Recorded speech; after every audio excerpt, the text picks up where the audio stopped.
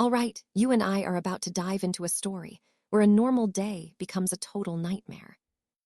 Leo's sister is nagging him to come home for a family birthday, but he is blowing them off for his friends. The messages keep coming, telling him to grab a gift, but Leo just keeps walking, ignoring the world around him. His friends ask when he will arrive at the pub, but Leo suddenly realizes he won't be able to make it. He tells them he will see them tomorrow, but then he bumps into a stranger who calls him a complete idiot. Leo apologizes and wonders what Julian might want for his birthday, but then something absolutely terrifying starts to happen. A deafening roar fills the air, and everyone stops in their tracks, completely confused by the sudden, heavy tension. Lightning tears across the sky, sparking massive explosions that send cars spiraling into a series of horrific traffic accidents. Another bolt strikes a nearby skyscraper, causing a second explosion as people start screaming and running for their lives. Absolute chaos erupts as lightning strikes the entire city, and Leo realizes he needs to get out of there fast. While fleeing, he spots a young girl crying out for help and desperately calls for her to run toward him. But just as she moves, an ambulance slams right into her, leaving Leo frozen in shock as tears fill his eyes. He wonders if this is all just a horrible dream, but then he finds himself standing right before a speeding truck. Now pay attention here, because this is the exact moment where reality completely shatters and changes Leo's life forever. Leo wakes up in total darkness, shocked to be alive, wondering how he survived getting hit by that massive truck. He looks up, and his blood runs cold as he sees terrifying monsters prowling everywhere in this strange new world. He is confused, terrified, and realizes he is standing there with absolutely no clothes on as the situation sinks in. Suddenly, a giant bear towers over him, but before he can even react, a pack of wolves lunges from the shadows. A voice describes his data, noting he woke up on a planet with 2 moons and a forest full of beasts. It seems impossible that he made it back alive from such a hellish place, especially with what happened to that bear. Leo remembers the bear being torn apart by the wolves and the sheer desperation of watching them feast on its remains. As the wolves devour the bear, Leo realizes a white wolf is standing right behind him, ready to strike next. Leo doesn't hesitate and starts running for his life, pushing his body to the absolute limit to escape the creature. Suddenly, a system message informs him that his constitution has increased to level 1, which leaves him completely baffled. Leo trips over a jagged rock and goes tumbling down a steep cliff, barely managing to survive the long fall. He grabs some bushes at the last second, hanging on for dear life while wondering about that strange system voice. Looking around, he spots a strange fruit and his stomach growls, making him wonder if it is even safe to eat. You saw those ants eating it, right? So Leo figures it is safe and starts shoving the fruit into his mouth. But the bushes rustle again, and a creature with a piercing, predatory gaze is watching his every move from the shadows. A giant snake lunges at him, but out of nowhere, a massive frog swallows the serpent whole in one bite. Leo cannot believe his eyes. This place is absolutely insane, and he starts to wonder if he has finally lost his mind. 67 days pass in this nightmare, and Leo is still fighting to survive every single hour on this monster planet. That same pack of wolves is still hunting him, refusing to give up the chase after all this time has passed. The forest is full of things much worse than wolves, so Leo knows he must find a truly safe place soon. A full year passes, and Leo has transformed into a survival expert, his body hardened by the constant threat of death. He finds a giant banana, and as he grabs it, the system announces that his strength has reached level 1. Leo is now incredibly ripped and powerful, a far cry from the boy who was walking through a traffic jam ago. The constant hunting from the wolf pack forced him to adapt, turning him into a predator in his own right. He is so used to being chased that he actually feels lonely when the wolves are not around to hunt him. Suddenly, he feels something massive looming behind him, and his expression shifts to one of pure focus and survival instinct. A giant gorilla is charging right at him, but Leo effortlessly dodges the attack, mocking the beast's lack of speed. The branch breaks and the gorilla falls, crashing right into the leader of the wolf pack that was still following him. Leo watches from a distance as the massive gorilla gets back up, turning its sights on the now-injured white wolf. The gorilla prepares to crush the wolf, but Leo is already in motion, diving toward the beast with a fierce strike. You and I just witnessed a total transformation, as Leo lands a blow on the gorilla's eye to save his enemy. All right, you and I are about to see a beast slam our hero into a tree before charging again. The royal physician asks if the young survivor truly lived through all that madness after the scene shifts to the ward. He explains that running from these territorial battles solves nothing, because everywhere you go, a king always rules. Back in the wild, a massive beast prepares to strike, but a wolf suddenly appears to guard the young boy. He slips into unconsciousness, while the Crimson Pack charges the monster to protect their strange human ally. He truly thought it was the end, but the wolves spared him because he saved their tiny wolf pup earlier. That cub was no ordinary creature. He was the son of the great Crimson Wolf King, pack leader. Years pass after that event, and we see our hero running through the mountains alongside his brand new canine family. Seeing his little friend is getting tired, he scoops him up and starts carrying him without slowing down. More time slips away, and after 2 years in the wild, the pack has finally accepted him as their own. 3 years since he was stranded, and the young man has developed incredible climbing and survival skills in the forest. Still, he remains lost in the deep woods, failing to find even a single sign of human civilization or escape. Fully a member of the wolf family now, he joins their bloody territorial battles to keep his kin alive. Now pay attention. 120 years have passed since he was first lost in that brutal wilderness. Believing he is the last human on the planet, he lives in a state of constant, heart-pounding battle for survival. He made friends and lost many more, eventually forgetting the date as centuries slowly drifted by in the wild. The healer asks how he survived 500 years without finding a single city or even another person. He wants to know how the King of Wolves finally managed to find his way back to the kingdom. The boy tells him about the massive war against the ape clans over control of the sacred lunar hill. A giant battle broke out, and our hero was right in the center of the chaos, charging the enemy lines. Suddenly, magic ripples and he is teleported away, waking up in a strange and completely different location. Elsewhere, a young mage analyzes the signals, noting that the dimensional energy is completely off the charts. Her commander orders the coordinates sent to the rift guards, and the girl quickly follows his urgent request. A portal begins to tear open before them, causing every person in the area to flee for their lives. A massive explosion rocks the ground, knocking everyone down as they witness a gate actually opening in reality. A terrified soldier screams as the girl draws her blade, ready to defend against any monster that appears. She tells them to run for reinforcements, while she stays behind to buy them some precious time. The gate looms in front of her, and she screams for the intruder to stay back or be cut. A man's dark silhouette steps through the mist, leaving the young knight completely frozen in absolute shock. You saw that too, right?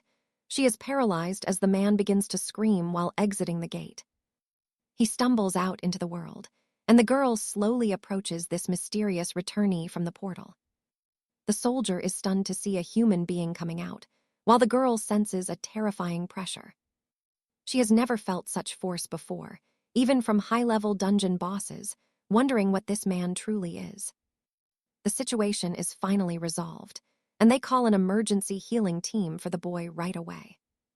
The professor thanks the boy for his testimony and says his medical data will go to the council.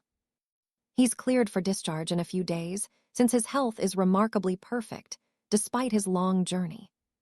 The boy calls for the healer, admitting it's his first human conversation in a full 1,000 years of solitude. The doctor is grateful for the valuable story and tells him that they should be the ones thanking him. Walking away, he thinks the boy's vivid story would have made him a legendary novelist in another life. At the central office, a girl questions if the reports about the returnee could possibly be accurate. The officer wonders what could be wrong with the file they just received from the final examination. She shows him that the card lists the boy as a measly F rank, a totally ordinary person. He explains it's a shame, because E ranks at least get special kingdom benefits from the High Council. The girl stares at his file, wondering how an ordinary F rank ever managed to survive passing through a portal. And that's where we leave it, trust me. You'll want to see how an F rank survived 1,000 years. All right, you and I are about to witness the return of a man who spent a millennium in hell. He claims he just got lucky. The doctor handed over Alistair's report, and the Lady Knight couldn't wait to see what secrets it held. She reads that this squire is suffering a common disorder. He's lost his humanity and started acting exactly like a wolf. Thinking back to his terrifying gaze, she wonders if her mind played tricks on her. Was this Alistair's file? The captain confirms it. Even for a low-tier squire, they had to follow the kingdom's strict protocols for returnees. She demands to deliver the news to him personally. The captain is puzzled. Why go through all that trouble? She needs to see him with her own eyes. It had been 2 weeks since he reappeared in the kingdom of Albion. 1,000 years in a savage dimension had changed him. Now, home felt foreign. He had no idea how to live. A young maid enters his chamber, announcing that it's time for his meal. She hands him the tray, and Alistair looks ready to devour it. She sets the tray down. Alistair was absolutely starving. It was time to devour whatever they put in front of him. Now pay attention here. The way he's eating isn't human at all. It's pure animal instinct, and Lady Alara is watching. He finally notices her. She introduces herself as Alara, an investigator from the King's Central Bureau for the Awakened. Alistair stands, catching a familiar scent. He recognizes her as the blonde knight from the day he first crossed back.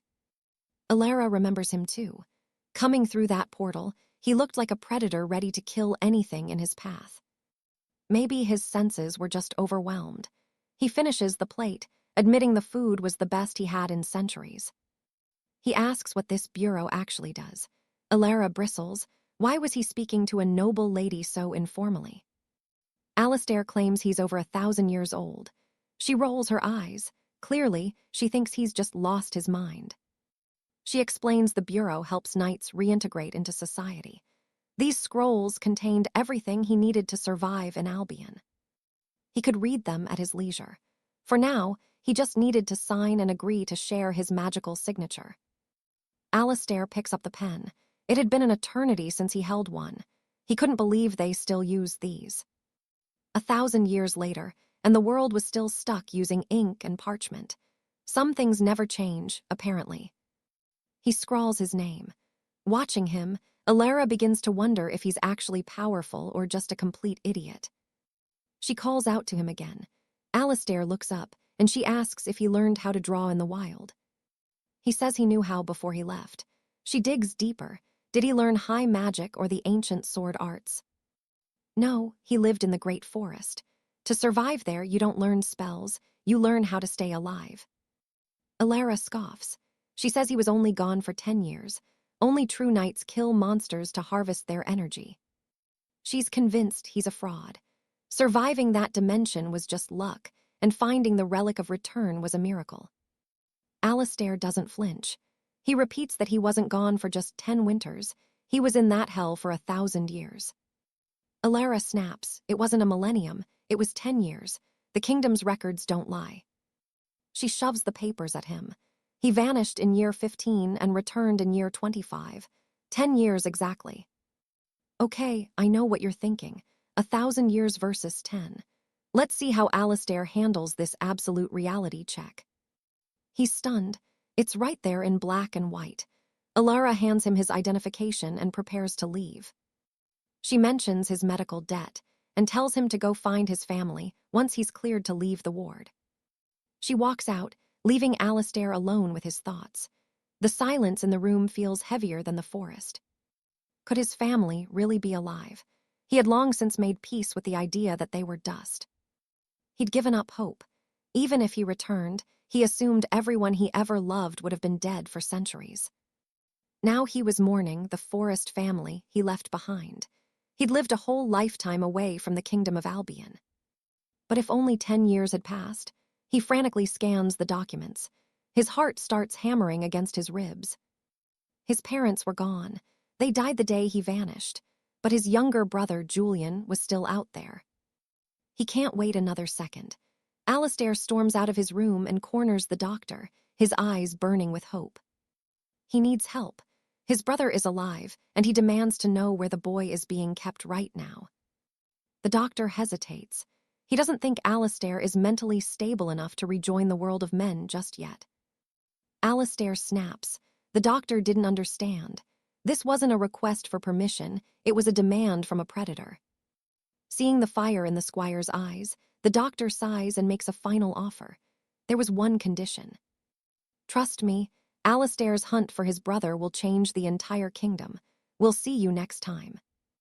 All right, stick with me because Alaric's journey from nobody to legend starts right here with a strange debt. The master healer orders his carriage driver to ensure Alaric arrives home safely, since the boy hasn't fully recovered yet. The apprentice is shocked that the master healer covered every single gold coin for Alaric's hospital stay, new clothes, and private carriage. Usually the Citadel leaves these returnees to rot, but the master healer has a much more personal motive for helping. He just wants to hear more of Alaric's insane story, and besides, he needs someone to fix that doorknob soon. The girl suddenly remembers how Alaric nearly ripped the door off its hinges when he was in a desperate rush. Back in his private chambers, the master healer notes the broken door handle, sensing an irregular scent for the first time in years. Meanwhile, Alaric sits in the carriage as a magic broadcast announces a beast breakout in the nearby northern shires. At 3 p.m., a swarm of monsters escaped into a defenseless field after a massive failure in the barrier spell. Vicious beasts are swarming the village, and the local guards estimate the threat won't be cleared for another hour. While 2 attacks were stopped, 12 awakened knights have already fallen in battle against the incoming wave of monsters. Alaric listens closely, remembering the healer's words about how the world had become a terrifying place after the Sundering. The healer claimed that if he were an awakened warrior, he would quit his boring job and get rich hunting.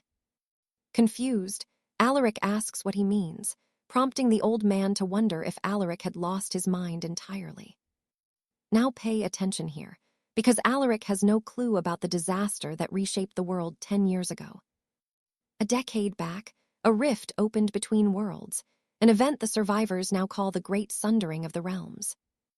This dimensional collision connected their lands to nightmare worlds, leading to a massive invasion of bloodthirsty creatures and monsters. 10% of the world's people vanished that day, and the royal armies simply weren't enough to stop the carnage. In the weaker shires, they had to rely on slayers, individuals who survived the rifts with strange new powers. These so-called awakened were given royal licenses and the legal right to hunt monsters for cold, hard gold. Alaric asks how he can join, but the man just laughs at him, saying it is impossible for common folk. First, you must undergo an awakening, and then you have to pass the brutal trials at the Great Citadel's office. Alaric thinks it sounds complicated, but he still needs to find his family's old manor. Eventually, the carriage stops and the driver points to a crumbling house, confirming they have reached the right address. Alaric steps out, thanking the man before walking toward the place he used to call home all those years ago. An old woman watching from the balcony demands to know his business, so Alaric says he's looking for Chono. She scoffs, saying he talks like a grown man but still smells like a child who needs his diaper changed. She claims no one by that name lives there anymore and tells him to get lost before she gets angry. Alaric wonders if he's at the wrong house, but then he hears the sound of a heated argument coming from inside. Approaching the door, he finds a discarded debt notice and realizes his brother might be in some very deep trouble. You and I both know the law of the jungle rules the wild, but in the city, money is everything. The scene shifts to the Slayer's Hall, where Alaric presents his newly issued identification card to the front desk. The clerk coldly informs him that his application for the Slayer trials has been rejected for not meeting requirements. Alaric protests, but she says his 𝒂𝒂𝒂𝒏𝒂 score is 4 points lower than the required entry level. He can't believe it after surviving a portal 2 weeks ago, but the clerk just rolls her eyes at him. She claims normal people die instantly in portals, their bodies torn in half by the pressure of the void. She suggests he go to a training school instead and come back when he has actually learned how to fight.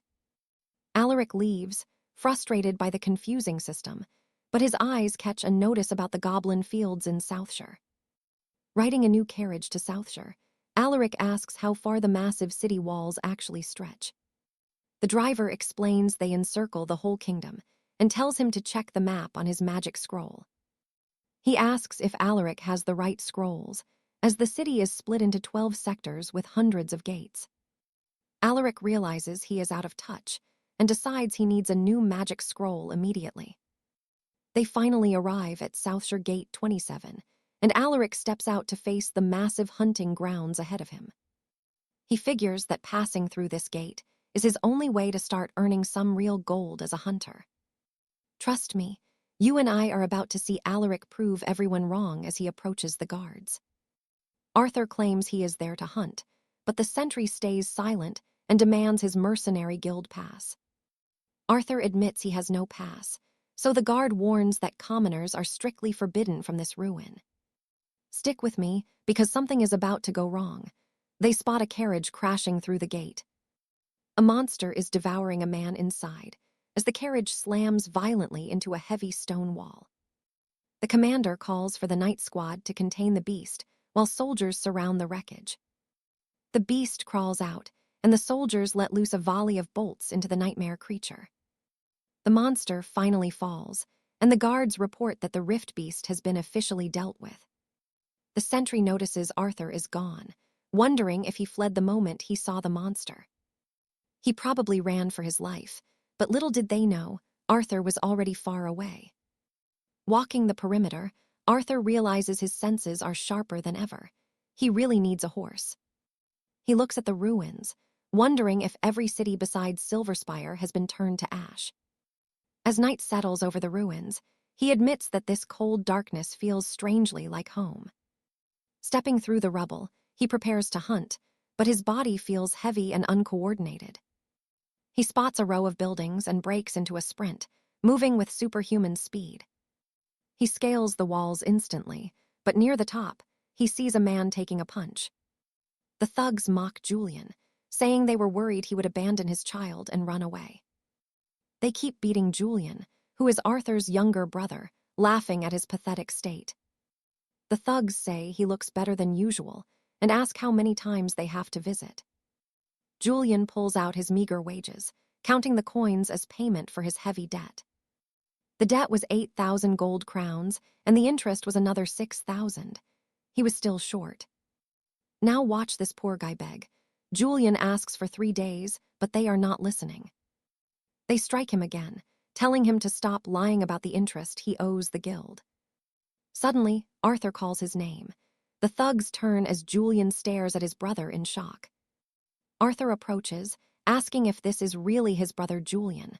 A dark memory begins to surface. A flashback shows young Julian being tormented by bullies, while his older brother just watches.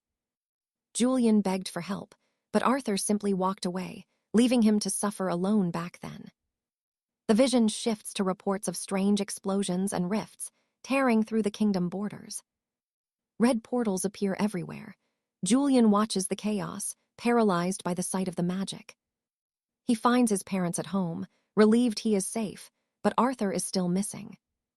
A massive explosion rocks the house as monsters pour out of a nearby rift. A giant eye watches Julian from the rift. Back in the present, Arthur says he has grown. Julian can't believe it. He thought his brother died years ago. You saw that reaction, right? A thug interrupts, asking if this stranger is really his kin. Arthur immediately grabs his face. With one hand, he tosses the man aside. Julian watches, completely stunned by the force. The other thugs freeze in terror. Arthur calmly asks his brother if he is all right. Julian nods. Another thug charges with a blade, but Arthur counters with a brutal kick. The man's leg snaps like a twig. He falls, screaming in agony as the others tremble. They realize Arthur is an awakened knight. Arthur gestures for them to try their luck. The thug begs for his life, swearing he will leave Julian alone if Arthur lets him go.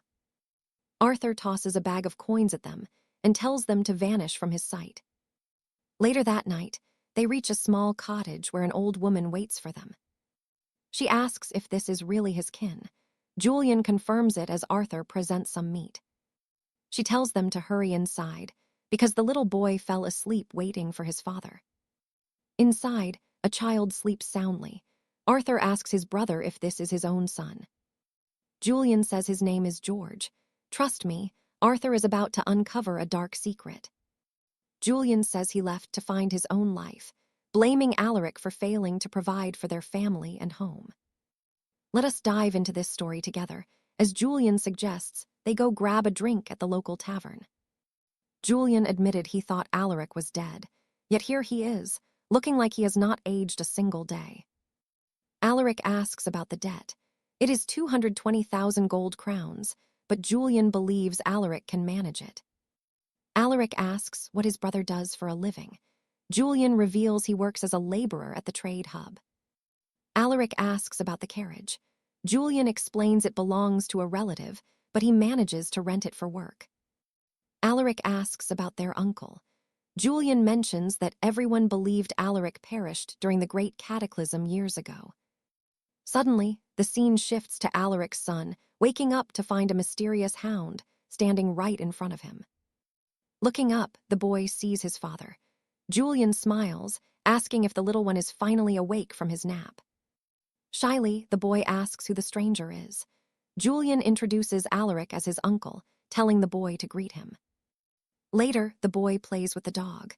Julian is happy, knowing his son had always wanted a loyal pet companion.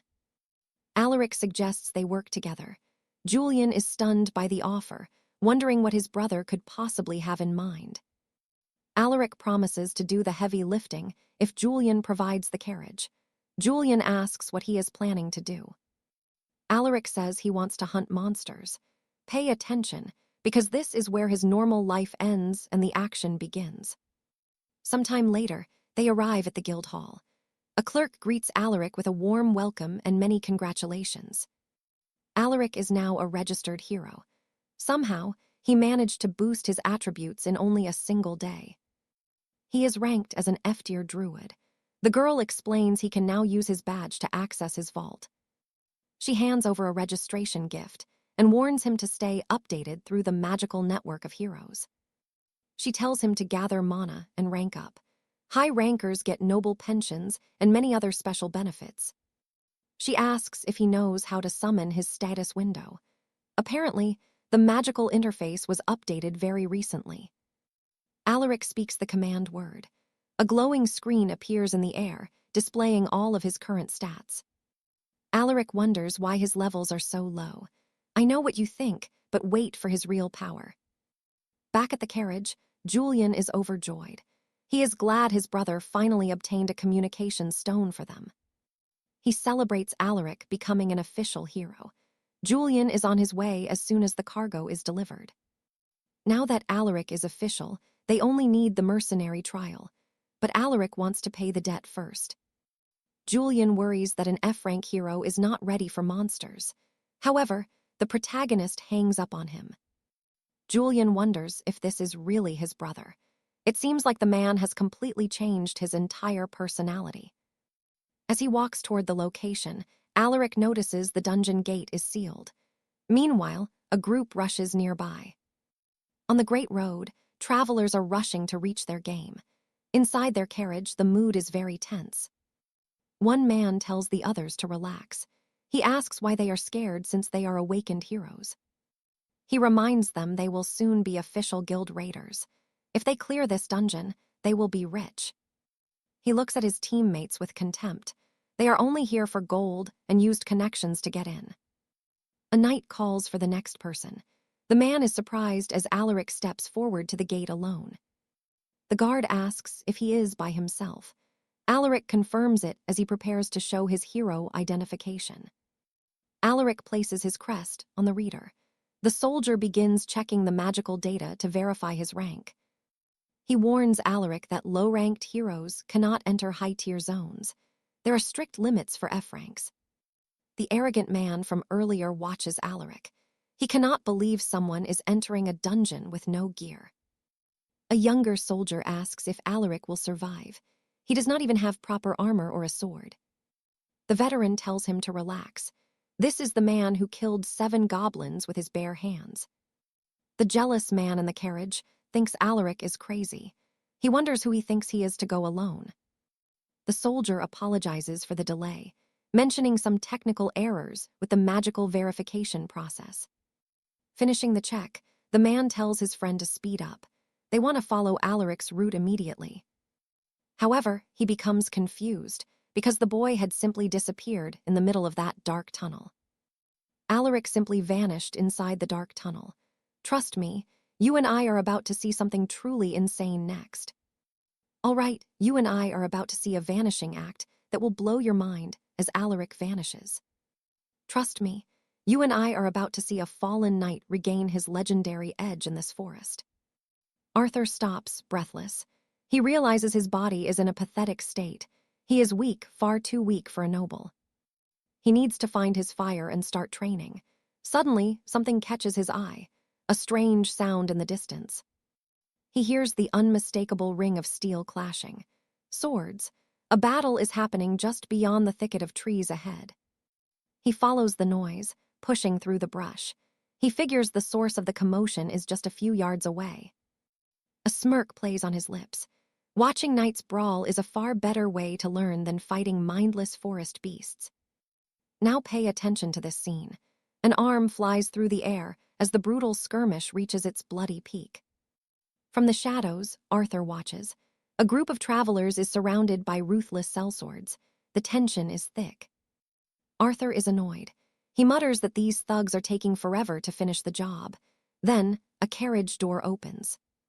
A posh nobleman steps out, barking orders. He demands to know why these commoners are still breathing. The soldiers flinch. His captain mentions the target has a bounty of 200,000 gold crowns. That is a kingly sum, truly. Arthur hears the amount and his eyes widen. If he takes that head, all his financial problems disappear in a flash. The soldiers tighten their circle, ready to end it. They look poised to slaughter the travelers without a second thought. The target laughs, boasting about his massive bounty. He dares them to try and take it if they have the guts. The travelers look terrified. They wonder if they can even survive this, let alone win against such overwhelming, cruel odds. The commander charges, but suddenly Arthur blurs into motion, intercepting the other soldiers before they can even react. The leader is stunned. Who is this stranger? Arthur calmly walks toward the captain, ignoring the blades pointed his way. The captain asks who he is. Arthur just wants to confirm one thing: is that bounty really that high? The man says yes, but who is the boy? Arthur simply replies he is a man in desperate need of gold. The mercenaries look confused.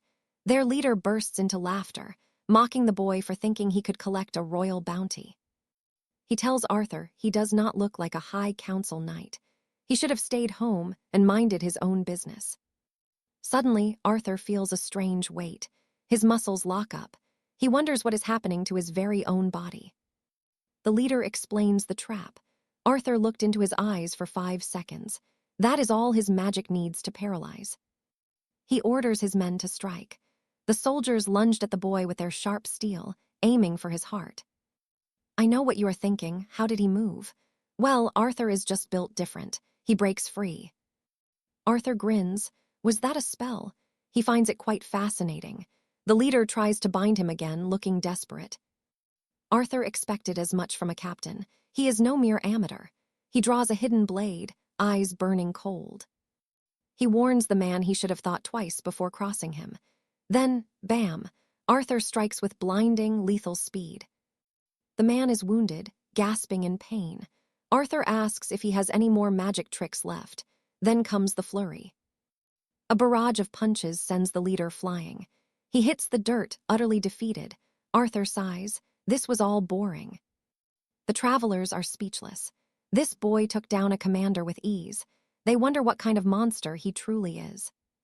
The remaining soldiers are frozen in fear. Arthur turns to them, asking if they still want to fight him.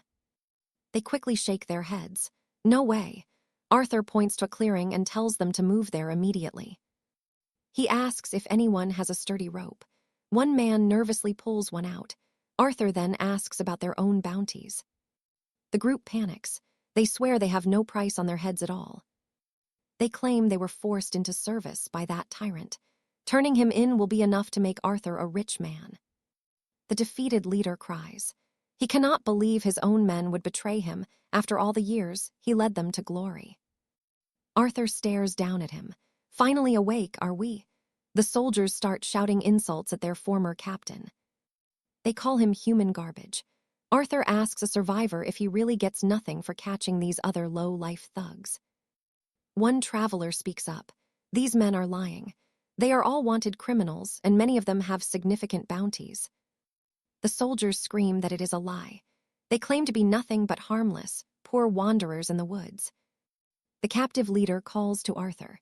He asks what laws could possibly restrict a man of his incredible martial talent. He says this land is a place of true freedom. If Arthur lets him go, he promises to make the boy a king. Arthur shuts him up with a heavy boot to the face. The man goes limp. He is out cold. Arthur asks if all these thugs have prices on their heads. The traveler nods. Yes, since every single one is wanted. Stick with me. You are about to watch a commoner humble some dangerous criminals. Alaric thinks it is his end.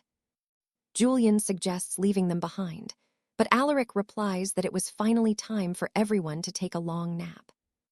Later, inside a carriage, Julian says they really needed his help and must find a way to repay him somehow. Alaric claims he did not mean to help, but the knight insists that thanks to Alaric, they survived that nightmare.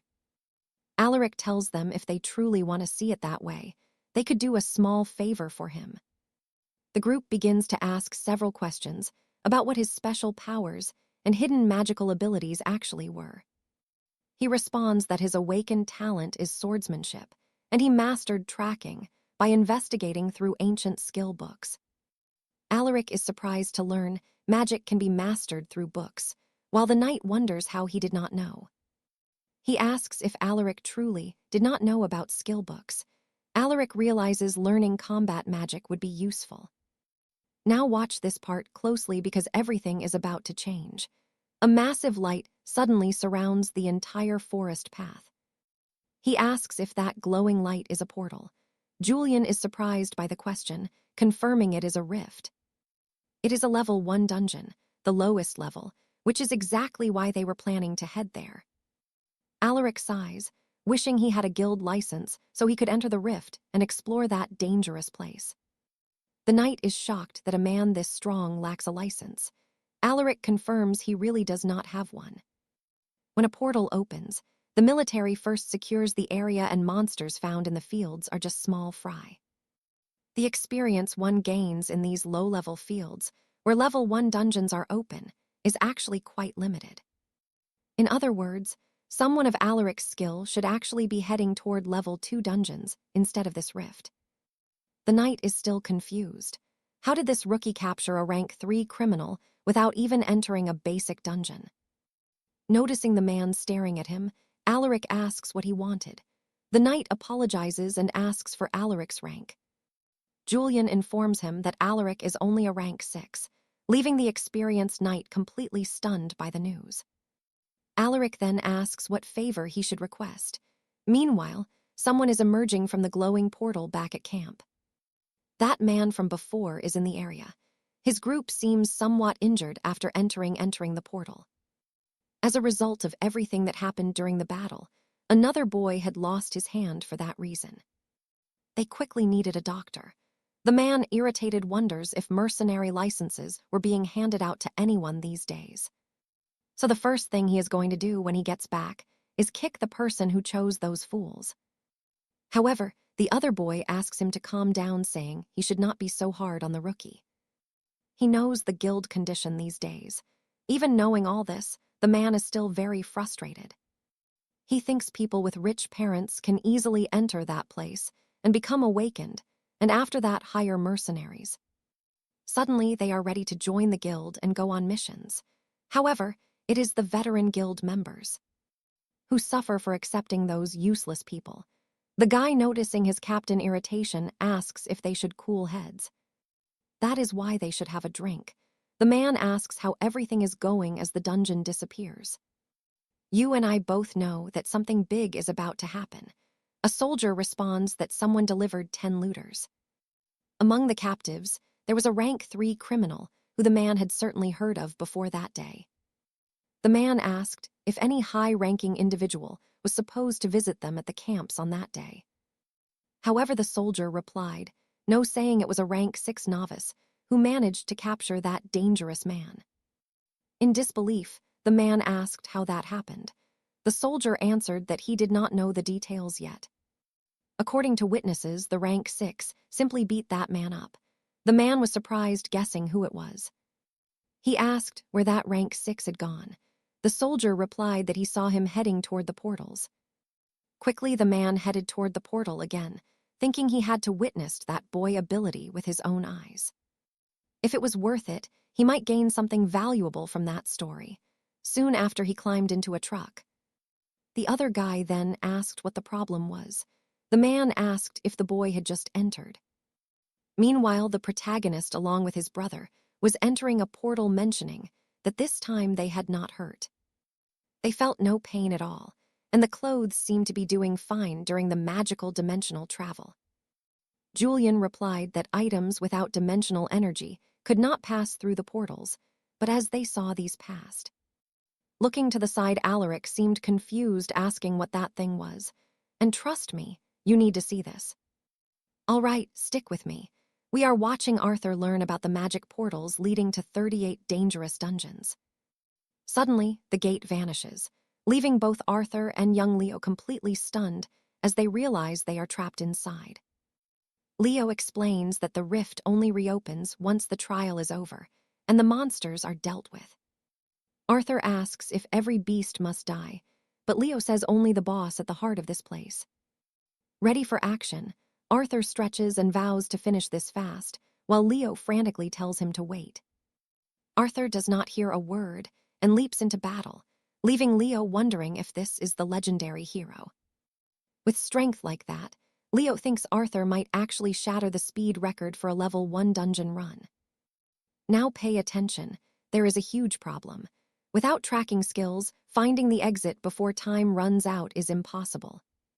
If they fail to locate the door, they will vanish forever along with the entire crumbling magical rift. Back at the entrance, the inspector watches the gate slam shut, cutting off Arthur from the outside world. The man is absolutely furious at what he sees, while inside the dungeon, the real chaos is just starting. Vicious monsters prowl the dark corridors until one of them is suddenly smashed backward by a massive blow. Arthur checks the loot, noting the strange items they drop, and begins harvesting the glowing energy stones within. He finds a single crimson shard after taking down 3 beasts, but his main focus is hitting the next level. Meanwhile, Leo watches from the shadows, paralyzed with shock at how many monsters Arthur has already slaughtered. Leo finally uses his tracking magic to locate Arthur, who is busy looking over his personal status window. Arthur sees he has 102 achievement points, enough to buy 2 powerful new skills for the hunt. He chooses beast taming, just as 2 snarling creatures charge toward him from the darkness of the woods. He freezes them in their tracks and wins effortlessly, earning a rare achievement notification from the magical system. Suddenly, a critical error message flashes. A data sync conflict is happening within the ancient magic of the rift. Arthur is confused, but his joy returns when he hits level 2 and feels his physical stats surge upward. He immediately spends another 100 points to unlock the tree spirit ability to help him navigate the dense forest. The system confirms the purchase, and Arthur calls forth the spirit as the air begins to glow green. You see that glow. This is the moment Arthur summons a nature spirit he once mistook for a simple firefly. He commands the tiny spirit to spread out through the trees and find the gremlins hiding in the brush. Following its master's orders, the spirit vanishes into the foliage to hunt down every last remaining monster. Arthur starts receiving mental images from the plants, but the data stream is a bit slow and blurry. He figures it is because his level is still too low, so he dives back into his status window. Realizing he needs better senses, he spots searching and tracking abilities available for purchase in the magic shop. He buys both and slams his hand onto the earth, activating his new senses to scan the entire dungeon. First, he sets a reference point, then uses tracking to confirm all the nearby gremlins are already dead. But wait, he senses something powerful nearby. This is no ordinary monster lurking just out of sight. Arthur sprints toward the signal and finds Leo being brutally attacked by a massive, terrifying creature. Arthur demands to know what's going on, and Leo looks up with a desperate, relieved smile. Arthur asks if Leo didn't want to hunt alone, but the poor kid is clearly in over his head. Leo cries out that he is the one being hunted now and begs for Arthur to save his life. Arthur lunges forward, blocking the monster's claws and resetting his stance in the blink of an eye for a counter. He strikes with thunderous force, throwing the beast against a jagged rock until it is covered in blood. Arthur finishes the monster off, hitting level 3 and gaining 120 achievement points for the kill. Leo is left speechless by Arthur's incredible skills as the dust from the battle finally settles. Arthur figures the exit door must be open now, and Leo nods, confirming the trial is officially over. A bit later, the pair emerges from the rift while the king's guard watches them from a distance. They wonder if this is the bounty hunter they heard about and prepare to contact Commander Kent immediately. The guard checks the records, stunned by how fast this mysterious warrior cleared the entire level 1 dungeon. And that's where we leave it. Arthur makes a name for himself while Leo heads home to his squad. Stick with me, Arthur is about to face some serious noble drama. He starts by stashing his gear in the storehouse. At the storehouse, Arthur had already changed. He mentioned being famished, but then something caught him completely off guard. A stranger appeared, asking for Arthur by name. The boy questioned him, and the man introduced himself as Captain Thorn. The captain of the 3rd Vanguard asked for a few minutes. Soon, our hero and this knight were deep in conversation. The two discussed things quietly. Arthur eventually asked if this man served the prestigious Order of the Rose. Thorn invited him to join, promising elite training. However, the boy simply replied that he had absolutely no interest in that. Thorn was irritated. Why would a kid refuse such an offer without a second thought? He was truly baffled by it. He said if Arthur was already with another order, they would make an official proposal. But Arthur had a different answer. Arthur said he served no one. Thorn bragged they were the 4th pillar, claiming all top orders were equal in power. Now pay attention, because Arthur is about to drop a line that defines his whole journey. Watch his response here. He replied that he hated being under anyone's command. Time passed, and Arthur was back home, finally feeling the peace. As he rested, he thought his brother might finally be enjoying some quality time with his own young son. Suddenly, an old woman appeared, grumbling about how the youth these days have absolutely no respect for tradition or time. Arthur told her she should take a seat too. After all, the weather was just perfect for a quick nap. The woman snapped back that she was busy with laundry. Seeing his grandmother working alone, Arthur decided to help her. While they worked, his grandmother asked if he was really Julian's older brother. The young man confirmed that he was. She called it a pleasant surprise since Lord Benedict was visiting, but Arthur muttered that the truth was quite the opposite. With monsters appearing everywhere and causing chaos, the old woman thought looking younger was nothing to be shocked by anymore. She mentioned it had been 10 years since he'd seen his brother. She hoped he would finally stay and behave himself. Hearing her worries, Arthur just smiled. He told her not to worry because he would not fall that easily in battle. You and I can tell he has changed, but his family, they are just happy he is back. Then his brother finally arrives home. Soon after, Arthur's brother and nephew appeared and greeted him. Arthur handed over a mysterious parchment to the man, who looked at it with a very confused expression.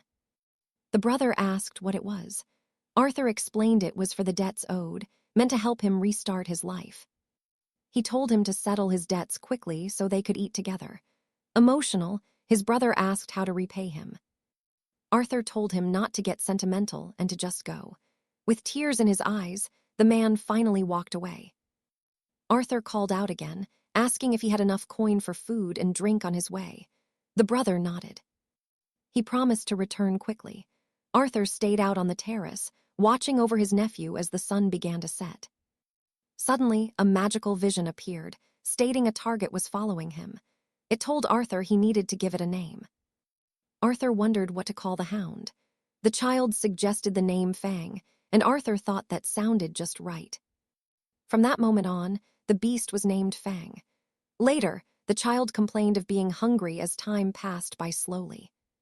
He wondered where his father was. Seeing his brother's wagon, Arthur assumed he had arrived and went out to meet him.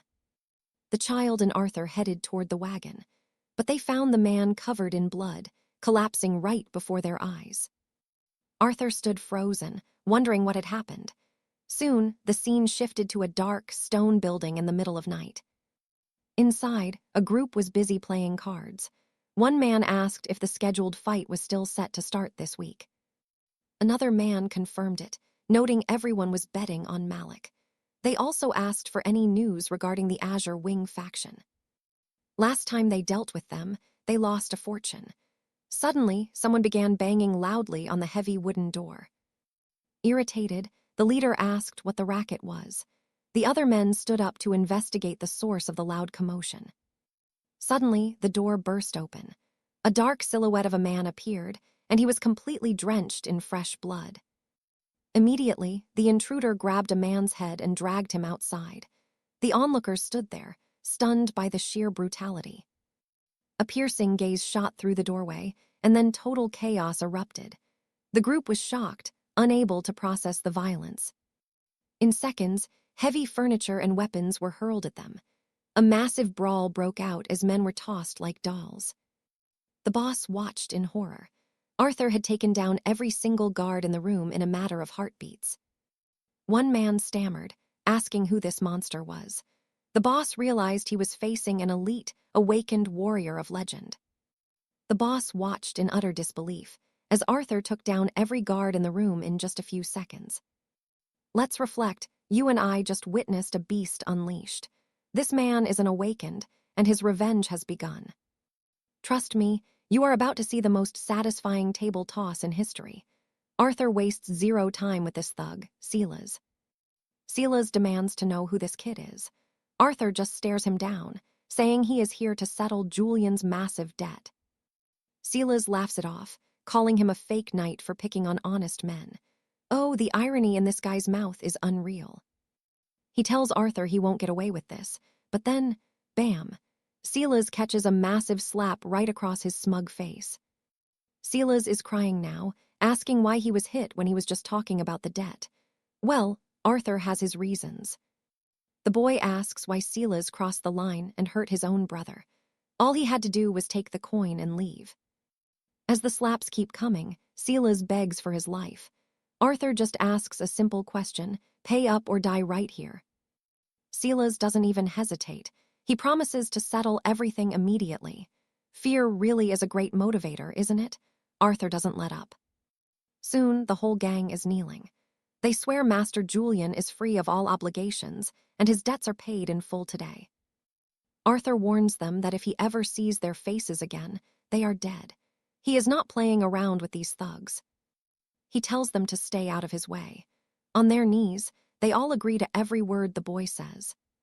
But keep an eye on that one guy in the back. He is definitely not done. He watches Arthur leave with pure hatred. The man starts plotting, wondering if Arthur really thinks he doesn't have powerful lords backing him up in the shadows. Revenge is coming. the scene shifts to a grand manor. A master from a powerful house mentions they have found an incredible new talent today. He shows information about Arthur, but the other man is skeptical. A rank F knight? That sounds like a total joke. The report says he is just a commoner who registered his powers today. On paper, he should be nothing but a weakling. That just makes the master more curious. They try to dig deeper into his profile, but something stops them dead in their tracks. Access is denied, making them wonder who this kid really is. They eventually bypass the security, but the mystery only gets deeper. His file is confidential, and he hasn't joined any noble house yet. It's clear there is a much bigger story behind this boy. The master asks to see his combat abilities. Let's see what he is actually capable of. Arthur is a conjurer who took down a high-bounty criminal with zero effort. We're talking about a man missing for 10 years.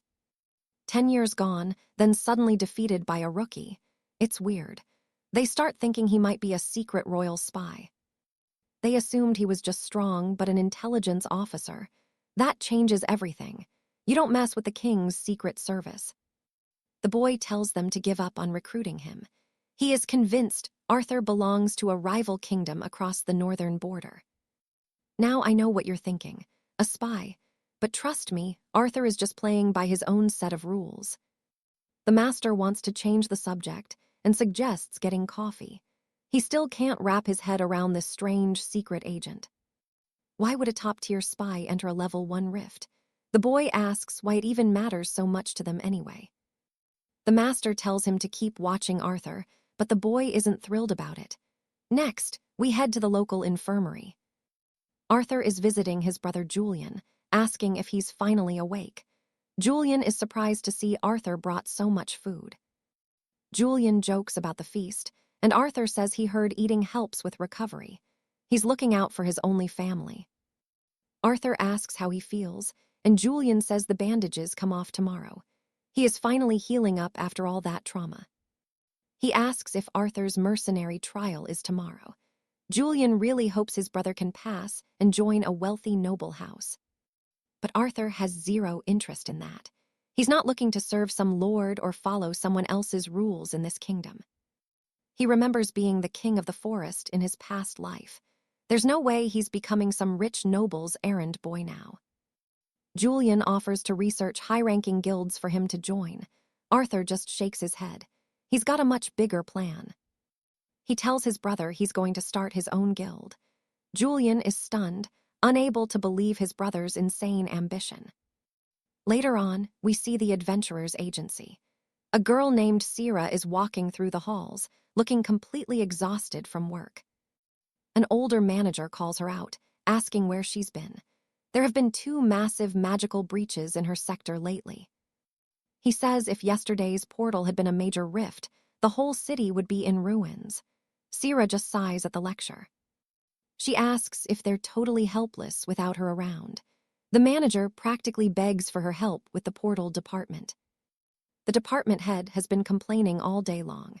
He tells Sira she's wasting her incredible talent by being so lazy. Sira admits it's been hard to focus lately. He hands her a paper and tells her to stop talking and read it. She's shocked to see they're sending her to do manual labor. She thought she was finally getting a well-deserved break today. The man tells her she isn't special, and it's not the first time. Everyone has to pull their weight in this city. And that's where we leave Sira, fuming and ready to quit. Trust me, you and I need to see what is next.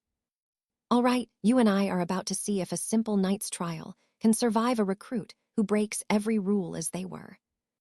Short on recruits and needed every able body. Alina replied she only wanted to reject the idiots who couldn't protect themselves. Soon after, the scene shifted to the trial grounds where a group of people was discussing how to pass, while a young noble broadcasted his scrying stone to his viewers in that crowded place. Everyone was eager to get their mercenary crest. Soon after, a different group of elite knights entered the training area. The streamer noted he had to stop the broadcast because the test was starting at that moment. The protagonist appeared. The boy asked if it was the first time Arthur was watching the live stream. Arthur asked who he was talking to as the supervisor introduced himself and said he would be in charge for 3 days. The 21 knights would evaluate whether they had. Now pay attention here. This random draw is where the real chaos starts to unfold for everyone as they would select their supervisors by random draw.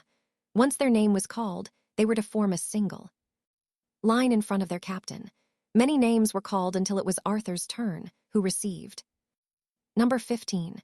He was surprised to see the blonde lady from before. While observing her, he noted it had been a long time since they last met.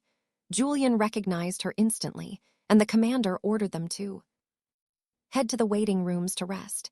Meanwhile, the flashy young streamer who had been scrying his journey and bragging to his viewers that passing would be tough for most recruits. However, he acted like he would succeed regardless. It turned out he was in the same room as Arthur. He asked why the hero looked so sad when he'd been so excited before. Realizing it was the guy from the gates, he asked if Arthur had ever heard of the witch's madness. There was a reason everyone feared her, as that girl was the type to fail someone on a whim. Arthur asked why it was the supervisor's fault, and not the fault of those who were unprepared. The boy thought Arthur was useless, knowing he had no respect for his seniors. The protagonist replied that if he had a problem, they should fight. The boy asked if Arthur thought he was easy prey. You and I both know where this is going, so follow me to the arena if you aren't a coward. Meanwhile, Elena arrived at the hall but noticed that no one was there. Annoyed, she wondered where everyone went. The scene cut to an arena where Arthur and the boy prepared for a fight. The boy mocked Arthur's luck, saying he was a professional boxer and asking if he knew his famous scrying channel, since despite appearances he was a rising star in boxing. However, Arthur seemed clueless, asking if that was some kind of exotic food. This made the boy even more furious, and he mentioned he would teach Arthur a lesson. The crowd in the stands was electrified by the fight, cheering for the streamer, saying he loved teaching manners to arrogant brats like Arthur. Watching all this, the streamer told Arthur not to ask him to cover the hospital bills once he was finished. Suddenly, he charged at the protagonist, throwing a heavy punch.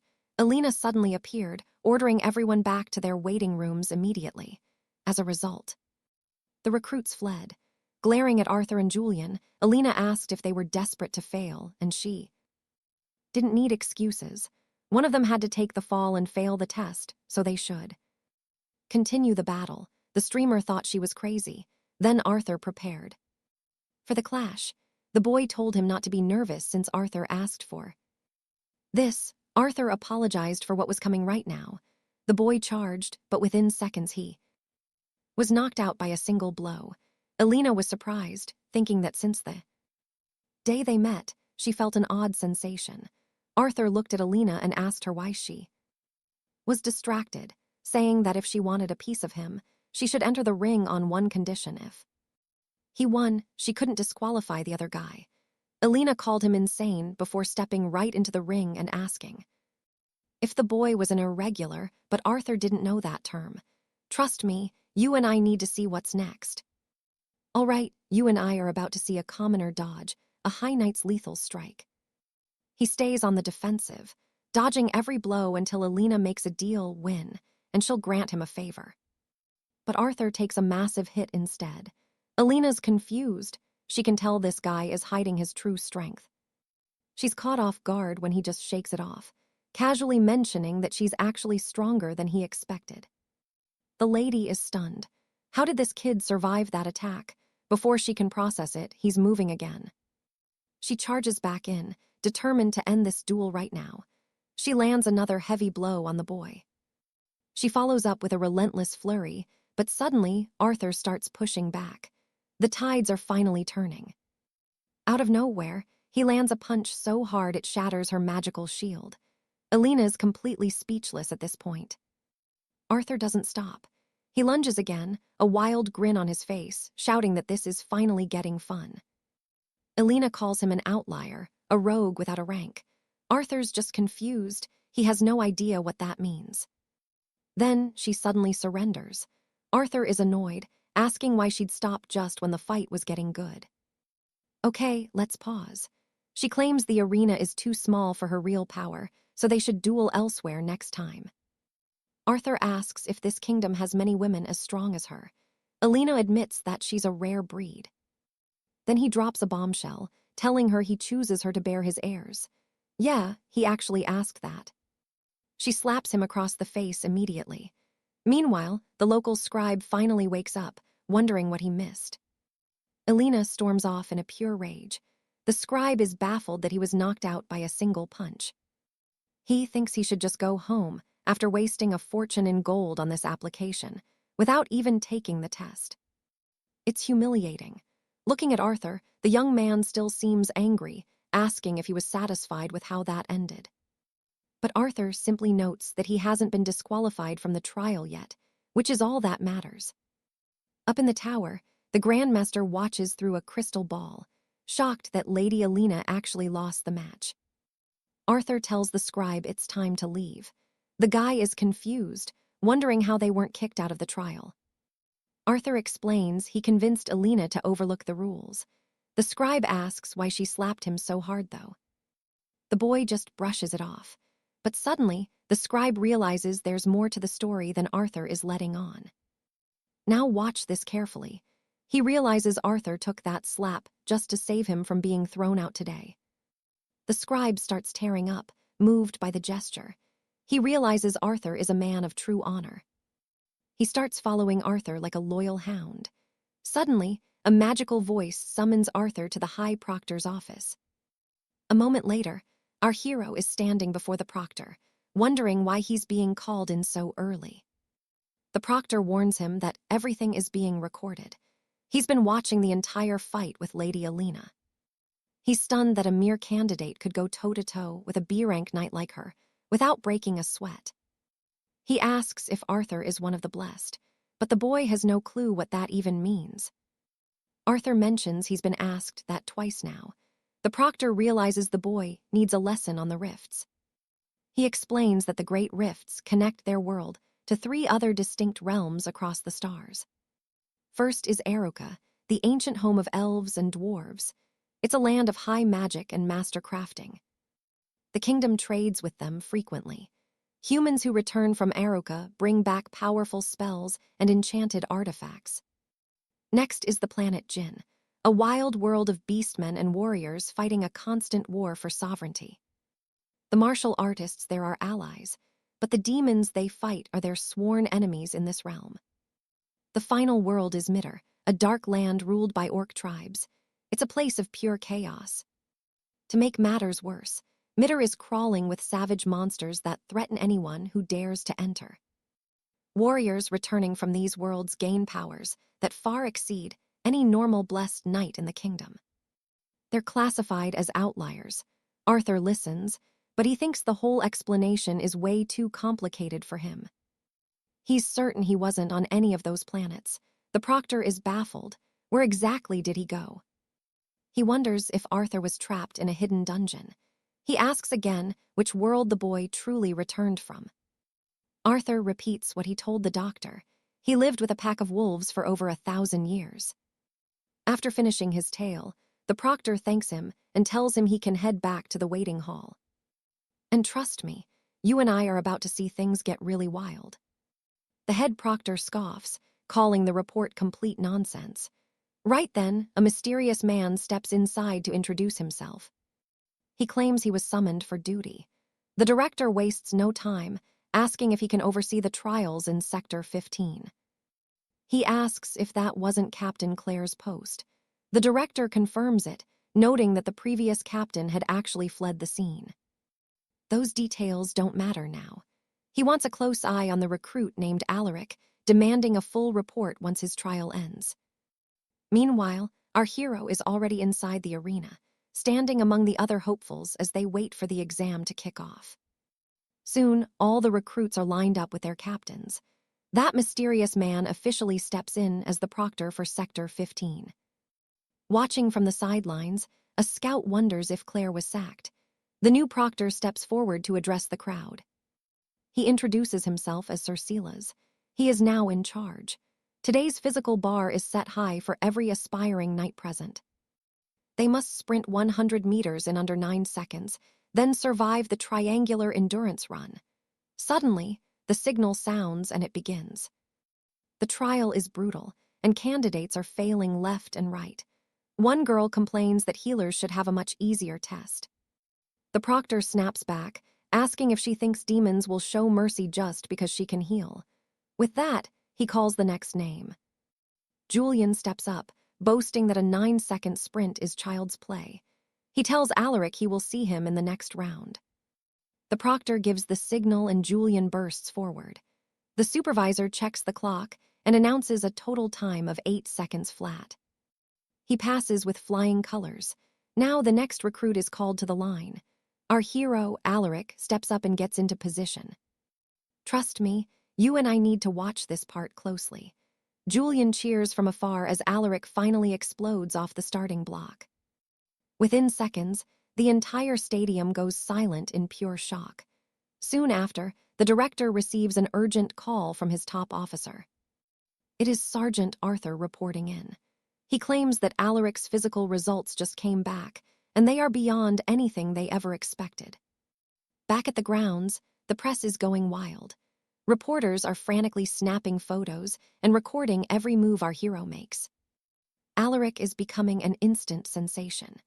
Meanwhile, Lady Myra from the Royal Association receives a high-priority call regarding the recent events. As the head of the Knights Center, she listens as the proctor offers to send over the footage of Alaric's insane performance. She hits play and her jaw drops. The proctor adds that the lead investigator has the unique ability to detect any lie. This means Alaric was actually telling the truth during his initial interview. Now pay attention, because the mystery is about to deepen. Myra still can't wrap her head around the medical report. It shouldn't be possible. This boy is clearly an irregular among the ranks. He has to be at least a B-rank knight or higher. If his story is true, it means Alaric survived the Forbidden Lands. He might be a returnee from the Fourth Realm. Myra immediately orders the proctor to clear the training grounds of all nosy press. But the proctor sounds worried. He tells her it is already too late. Our hero's face is already plastered all over the news. Myra panics and demands they scrub every article from the public eye immediately. Let's see if they can actually hide him. The scene shifts to a swarm of photographers flashing their cameras. Meanwhile, Alaric is just trying to live his life. He walks through the capital with Julian by his side. Myra wonders how Alaric kept his peak physical form without any protective enchantments. He passed through a rift without a single piece of gear. She questions if his F rank was just a massive mistake. Maybe he just lacked mana.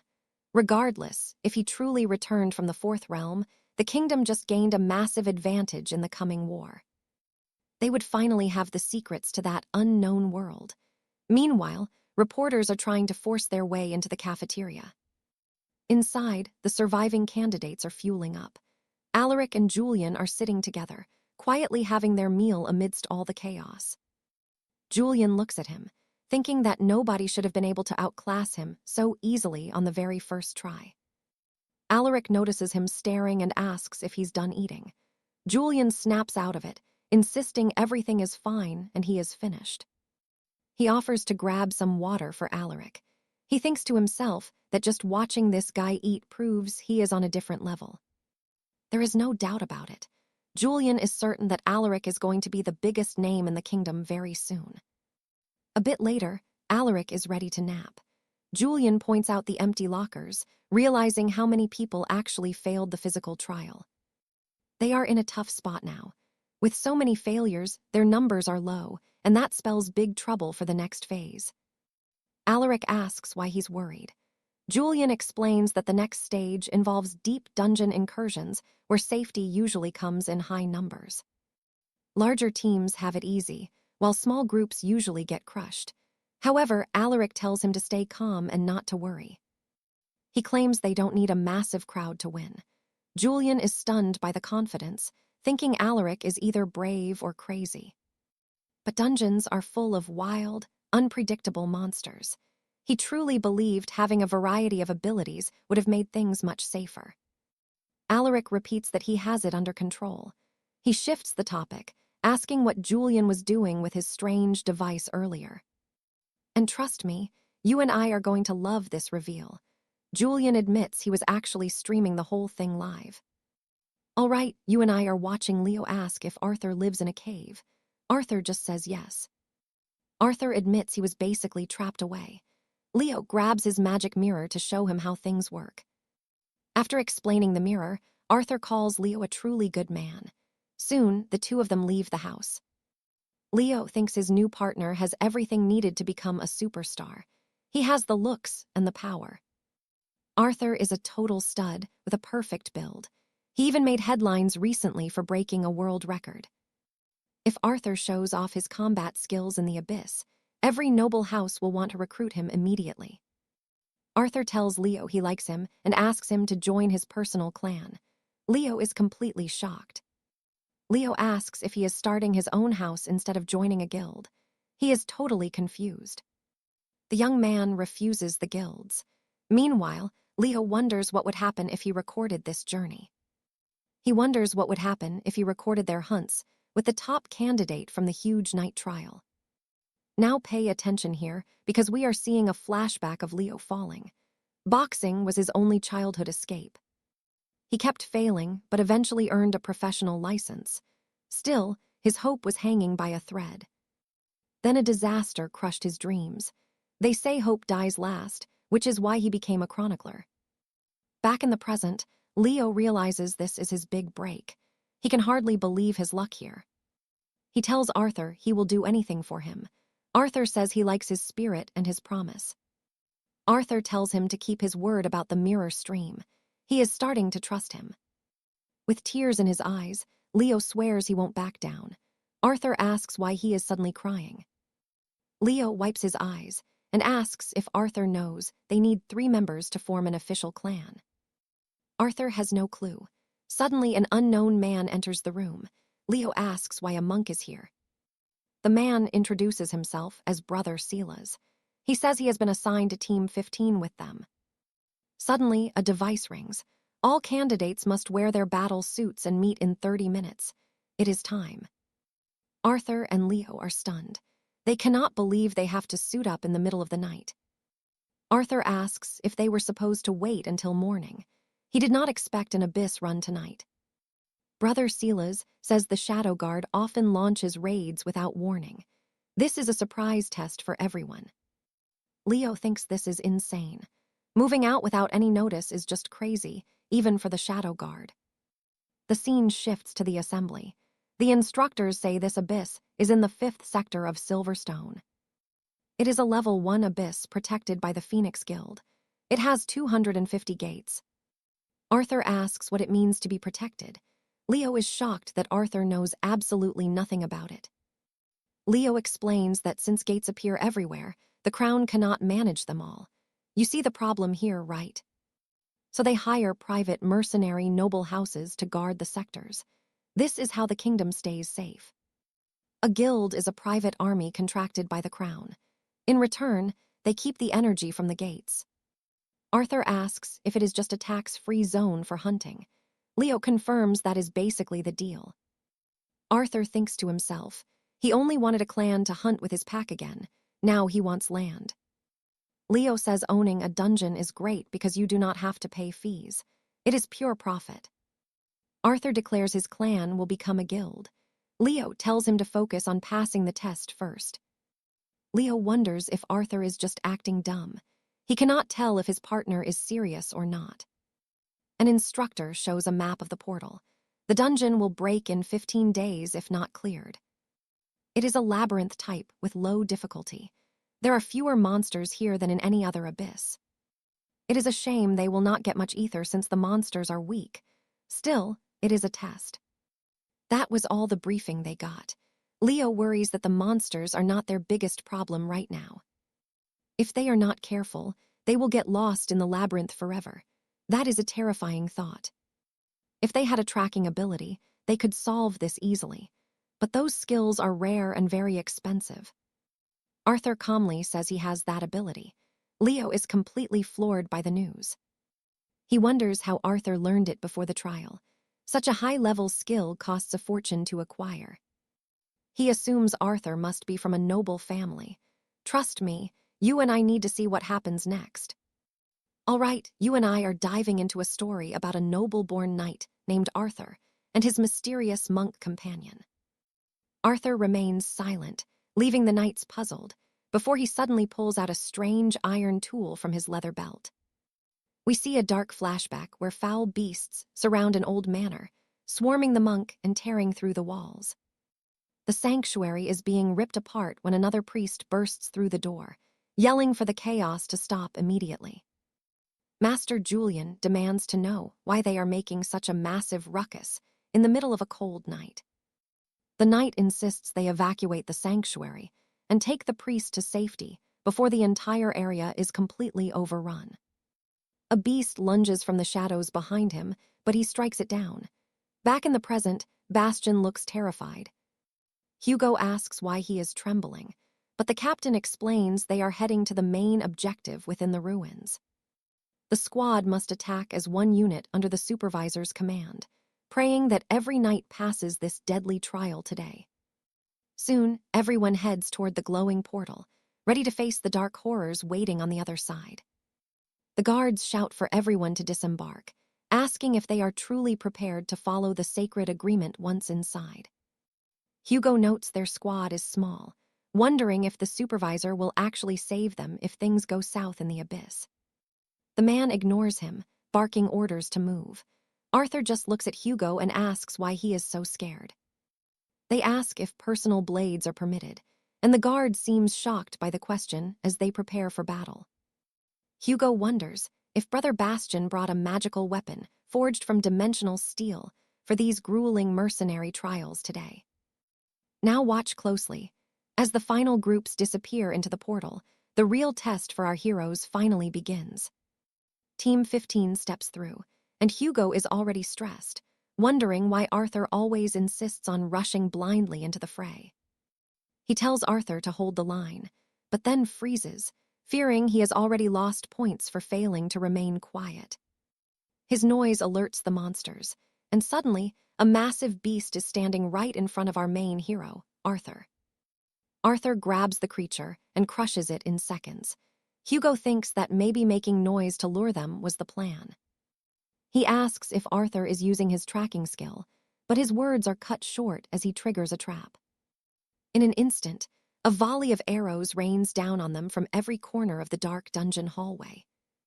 The scene shifts to a monster being shredded by magic, as Bastian stands among the corpses of the fallen beasts.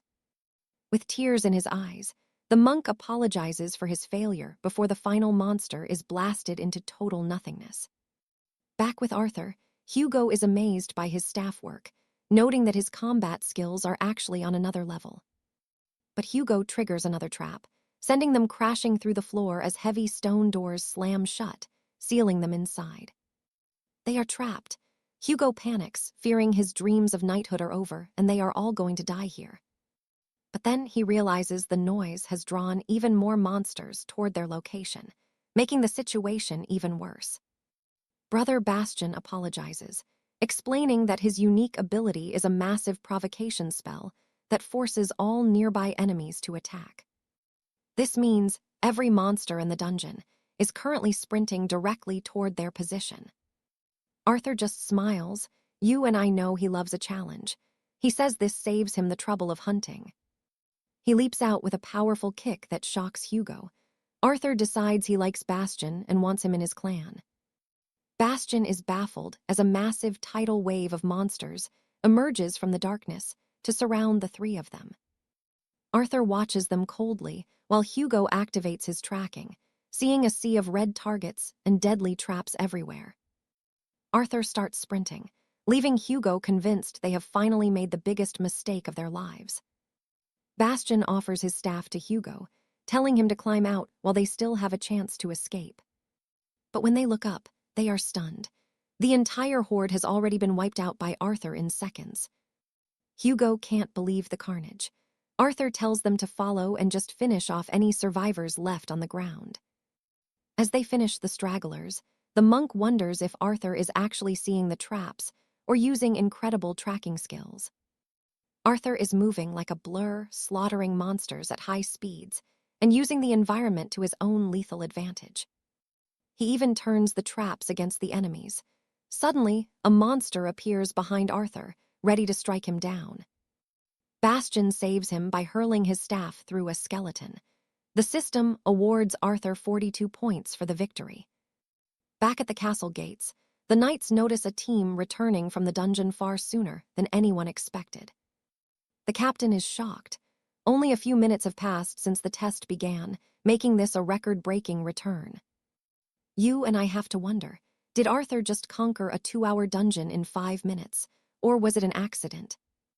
All right, you and I are diving into a world where a messenger reports Team 20's survival before receiving an urgent scroll. He answers the commander, explaining their early return, while the soldier confirms their objective is finished and proof is recorded. The recording speaks for itself, but grading a knight's performance in a low-level labyrinth is always a tricky task. It would be hard to judge his skill in such a weak dungeon, but Arthur still broke every record. Back in the capital, Julian starts a live crystal broadcast, promising daily updates on his new nightly household. When a viewer asks for today's highlight, he reveals they are going to watch the new tour of Arthur's manor. He shows off the layout and the barracks, promising the footage will be uploaded to the shared Vision network very soon. Next, he visits the hero's grandmother, begging her to see how many followers his broadcast has gained lately. The grumpy old woman tells him she is far too busy for nonsense and threatens to clip his ears. Julian goes silent, thinking she is usually much kinder, though today she seems to be in quite a mood. Now pay attention. Julian enters the room where Arthur and the monk are streaming, and he introduces the holy man. The monk is named 𝑫𝒓𝒂𝒏𝒕, and when asked to speak, he admits he lost everything to the dark spirits. Only the Staff of Insight remained, a sacred relic left behind by his eldest student before the temple fell. Suddenly, a carriage arrives. It is Arthur's brother, asking if they are ready to depart for their next big quest. The group piles into the wagon, heading toward the mission site as a mechanical 𝑫𝒓𝒂𝒏𝒕 hovers silently above them. Arthur wonders if he should shoot the flying thing down, but Julian quickly explains it is just a recording device. They reach the 4th sector of Rift 30, marking the very first official dungeon raid for their small nightly order. Julian asks his audience if they knew he possessed a rare gift called visual memory, urging them not to blink.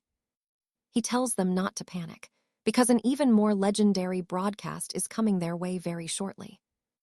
Later, deep inside the rift, Julian asks Arthur if he has any long-range magic to handle the flying pests. When Arthur says no, Julian panics, wondering how on earth they will survive a swarm of screeching bats. But 𝑫𝒓𝒂𝒏𝒕 tells them to relax and leave it to him, stepping forward with a strange, mystical drum.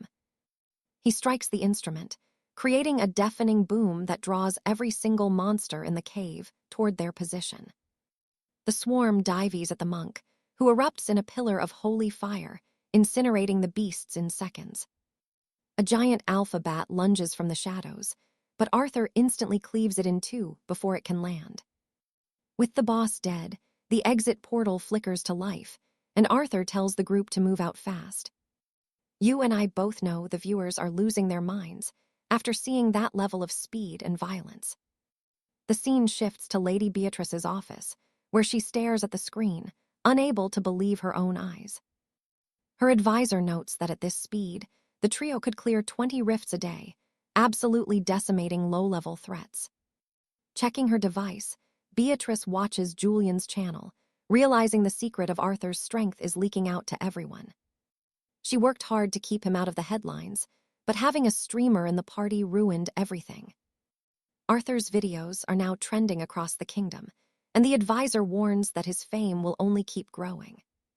When asked if they should intervene, the noblewoman sighs, already planning her next move to contain the situation.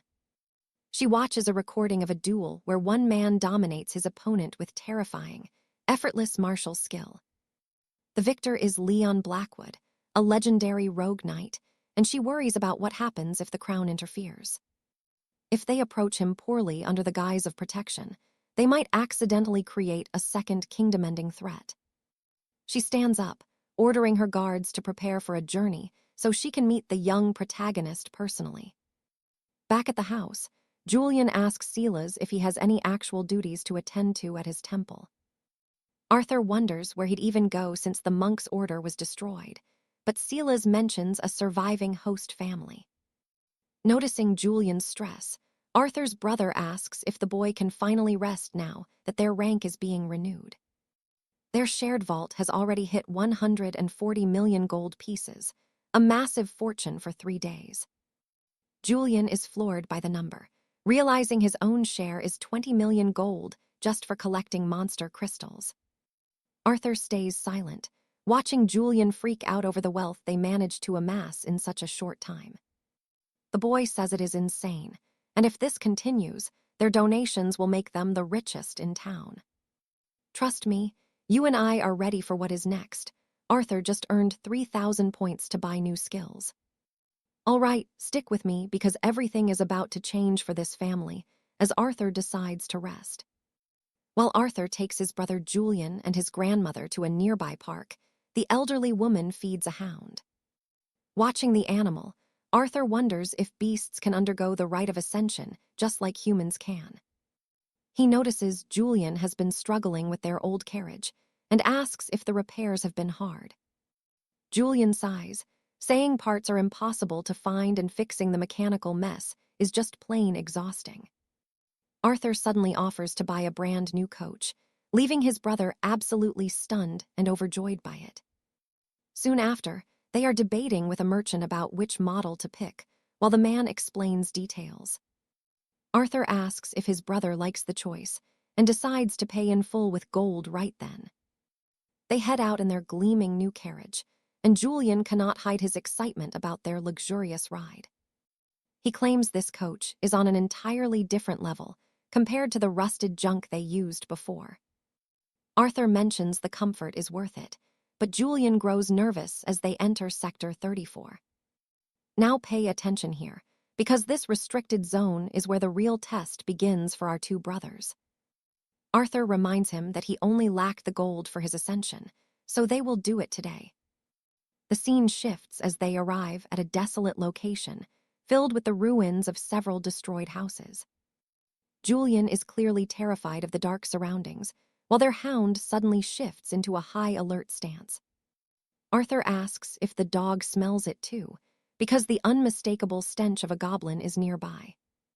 Julian is visibly shaking and begs to leave, but Arthur just steps out of the coach alone. He tells Julian to wait with the hound, and then vanishes into the shadows with an incredible leap. Julian is left alone and worried, just as the scene cuts to a group watching footage of Arthur. They discuss how he has become a sensation, noting that as an Unbound, his power is simply immeasurable. One man argues that hiring an assassin is useless against him, yet they cannot simply let him be. He requests a list of powerful guilds in Sector 4 that are known for taking high-priced sponsorships. Okay, I know what you are thinking, and yes, they are about to bring in a professional for this hit. They decide to contact a specialist who fits the job perfectly, offering whatever mountain of gold is required. Later that evening, rain begins to pour over the city while the grandmother, Sarah, thinks about her chores. Suddenly, a dark coach pulls up beside her, and several men step out, asking for her by name. They claim to be from the High Court and demand a meeting with Arthur, but Sarah remains silent. Back in the restricted zone, Julian sits in the rain, unable to see while wondering where Arthur is. The hound growls at the darkness as a goblin lunges out, only to be easily defeated by Arthur. More monsters emerge from the ruins, and Arthur hands his brother a dagger, telling him to stay close. He orders Julian to follow him and kill the beasts, but the boy is paralyzed with absolute fear. Julian trembles, asking if this brutal ascension is truly necessary, while Arthur stares at him with cold eyes. Arthur snaps that weakness is a death sentence in this world, so he must kill the monsters now. Another goblin charges straight for the hound, and Arthur shouts for the young animal to bite back. The dog leaps and sinks its teeth into the monster's arm, but it is not strong enough yet. Arthur notes the hound is still a pup, and without help, the goblin will surely kill it soon. He commands Julian to move and save the creature, but his brother is still frozen by his hesitation. The dog is seconds away from being devoured when Julian finally snaps and rushes forward at the monster. He stabs the goblin, saving his companion, but Arthur yells at him to keep going and finish it. Julian unleashed a flurry of strikes until it is done, and his hands are covered in blood. Traumatized by the violence, Julian stops, but Arthur forces him to pick up the blade once again. Julian cries out that he cannot do it, but Arthur warns him that failing to kill means death. As the hound growls again and more goblins approach, Arthur tells him time is short to follow. In his terror, Julian flashes back to the days he was bullied, while Arthur simply ignored his pain.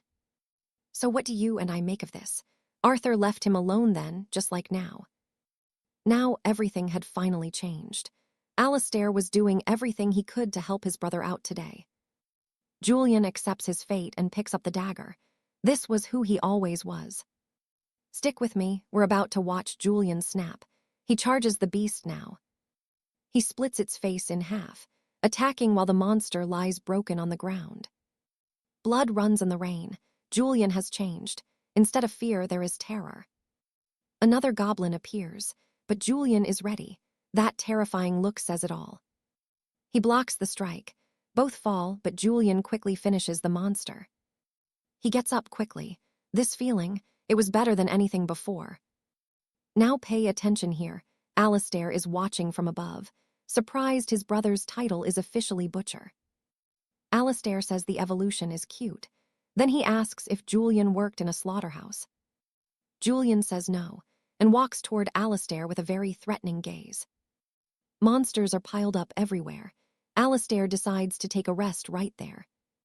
At the Night Guild, the brothers arrive drenched in dark crimson blood. A woman gasps. Alistair just says his brother has finally awakened. She tells them to wash up and get re-examined for diseases. Go to the energy measurement room on the 3rd floor, next to get ranked. Climbing the stairs, Julian asks about the meter. Alistair explains the rankings. You need over 100 for F rank. Alistair failed with a 96 before. Julian passed, but he doesn't understand how that makes any sense. The doctor tells Julian to lie down. Looking up, he sees energy. The score is 111. Next, the manifestation room. You and I need to watch. The system is observing Alistair's data. He snaps his eyes open. 189 flashes before him. Alistair is shocked.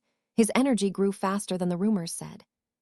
He asks if the machine is accurate. Scientists built it, the girl replies. Results are in. Julian is finally qualified for the mercenary test. Alistair congratulates him. Did anything feel strange inside that machine? Julian felt nothing unusual. Alistair asks what his brother's ability is. Decapitation, he replies. Suddenly, they run into Lady Clara's elite group. Alistair apologizes to Clara, but she says they won't meet again. She leaves. Alistair thinks her personality is absolutely unpleasant for a captain. At the Sterling Manor, Seraphina is drinking with an elderly noblewoman. She comments that the wine is very good. The elderly woman says it is great to see. Her husband made that wine 10 years ago, but passed away before he could taste it. He never tasted it. Alistair finally arrives at the estate. The scene cuts to the Sterling Manor. Seraphina is drinking with an elderly noblewoman. The wine is great. Her husband made it 10 years ago before passing. He died before tasting it. Alistair finally arrives at the estate. Seraphina mentions that Alistair was taking a while. Soon after, the boy arrives, and Julian's son is very excited. Seraphina approaches Alistair. The boy checks her stats and sees she is actually a rank A, level 2. Alistair asks if she is the captain. She replies that she came to sign a contract with him today. She asks if he knows the official name for a traveler. Alistair says no, so she explains it is human coordinate. She asks if he returned to Earth through a red portal. Once you return, certain conditions are finally met. Because you returned through it, that portal will appear again. It becomes a bridge between the two worlds. You and I saw this coming. Alistair realizes this means he can go back and forth whenever he wants. Lady 𝑦𝒊𝒂𝒏𝒂𝒏 reveals a shocking theory. The Mage Council believes this new realm is actually the legendary Fourth World. If she is right, Albion would be the only kingdom on Earth possessing a gateway to this untapped frontier. Alaric asks when it opens, and she says 99 days. Now, you and I are wondering what she wants from him. She demands he stay hidden until the rift stabilizes. Alaric is confused, but 𝑦𝒊𝒂𝒏𝒂𝒏 has a very dark reason. She refuses to let him become another Seraphim, a rogue legend who once brought the kingdom to its knees. Seraphim was the world's strongest knight, born right here, before he turned into Albion's greatest nightmare during the Great Calamity. Back then, the crown imprisoned all irregulars, claiming it was for national safety, but they were playing with fire. They knew nothing about their true power, so when Seraphim, a top-tier rank D knight, returned, he shattered his chains easily. Now, the 9,000 monster dens in Ironshore exist solely because of him. Trust me, we don't want to repeat. If a rift opens while our defenses are down, the kingdom faces total ruin. Alaric just wants to know his cut. 𝑦𝒊𝒂𝒏𝒂𝒏 offers him anything. Alaric's price, a royal promotion for House 𝑠ilver𝒂𝒏 and exclusive rights to the new lands. While he negotiates for his clan, Sir Tristan is secretly listening in from the shadows, catching every single word. 𝑦𝒊𝒂𝒏𝒂𝒏 agrees to the terms, noting his demands, but Alaric has one more question about the coming spatial disruptions. She promises their top elite seeker will be deployed to track the rift, and she's the best in the entire kingdom. Flashback time, we see Alaric boldly telling Lady Clara he wants to start a family with her. Talk about awkward. Clara is fuming, asking if he's insane, while her partner watches the drama unfold with a very confused look. She snaps that she should have tossed Alaric in the dungeon for his insolence, just as Lady 𝑦𝒊𝒂𝒏𝒂𝒏 walks in. Clara is clearly having a bad day and tells 𝑦𝒊𝒂𝒏𝒂𝒏 to back off. She's in no mood for any games. 𝑦𝒊𝒂𝒏𝒂𝒏 ignores the attitude. She needs her for a high-stakes mission. Clara looks over the scrolls with a heavy sigh. Clara wonders why she's chosen, but 𝑦𝒊𝒂𝒏𝒂𝒏 knows she's the only one with the detection skills to handle this. She's the best scout they have. 𝑦𝒊𝒂𝒏𝒂𝒏 asks her to imagine the chaos if a rift tears open inside the capital. A portal to an unknown world appearing in the city square. Clara knows exactly what that means: pure, unadulterated hell. 𝑦𝒊𝒂𝒏𝒂𝒏's orders are clear. If the air even shimmers, Clara must grab Alaric and retreat from the field immediately. No heroics, just get him out safely. Now, you and I can tell Clara isn't thrilled about being a babysitter. Clara mumbles about writing her resignation letter as 𝑦𝒊𝒂𝒏𝒂𝒏 leaves. Being a top-tier knight is clearly a lot of stress. Back at the manor, Cedric asks why Alaric is grinning, and Tristan reveals the big news. They pass the test. House 𝑠ilver𝒂𝒂𝒏𝒂𝒏 is officially promoted. They can now raid Tier 2 monster dens, starting from this very moment. Alaric is thrilled, but Cedric warns that Tier 2 dens require a full squad of high-ranking silver knights. They are still short-staffed, so maybe they should just stick to farming Tier 1 rifts for a little while longer. Tristan agrees, but he's confident that as long as Alaric is leading, even a Tier 2 lair will be easy. Alaric plays it smart. Farm gold in the easy rifts first, then use that wealth to power up their skills. Once they've scored some ancient tomes and better gear, they'll recruit a proper army to conquer the harder zones. Brother Silas joins the group, and after a quick meal, the team prepares to set out on their journey. Caravans are lined up as warriors from all over the kingdom head toward the shimmering rift on the horizon. Amidst the crowd, a lone mercenary spots Alaric's group and decides to approach with a look of pure recognition. He asks Alaric where his old comrades went, but his smile quickly fades into something much more somber and hollow.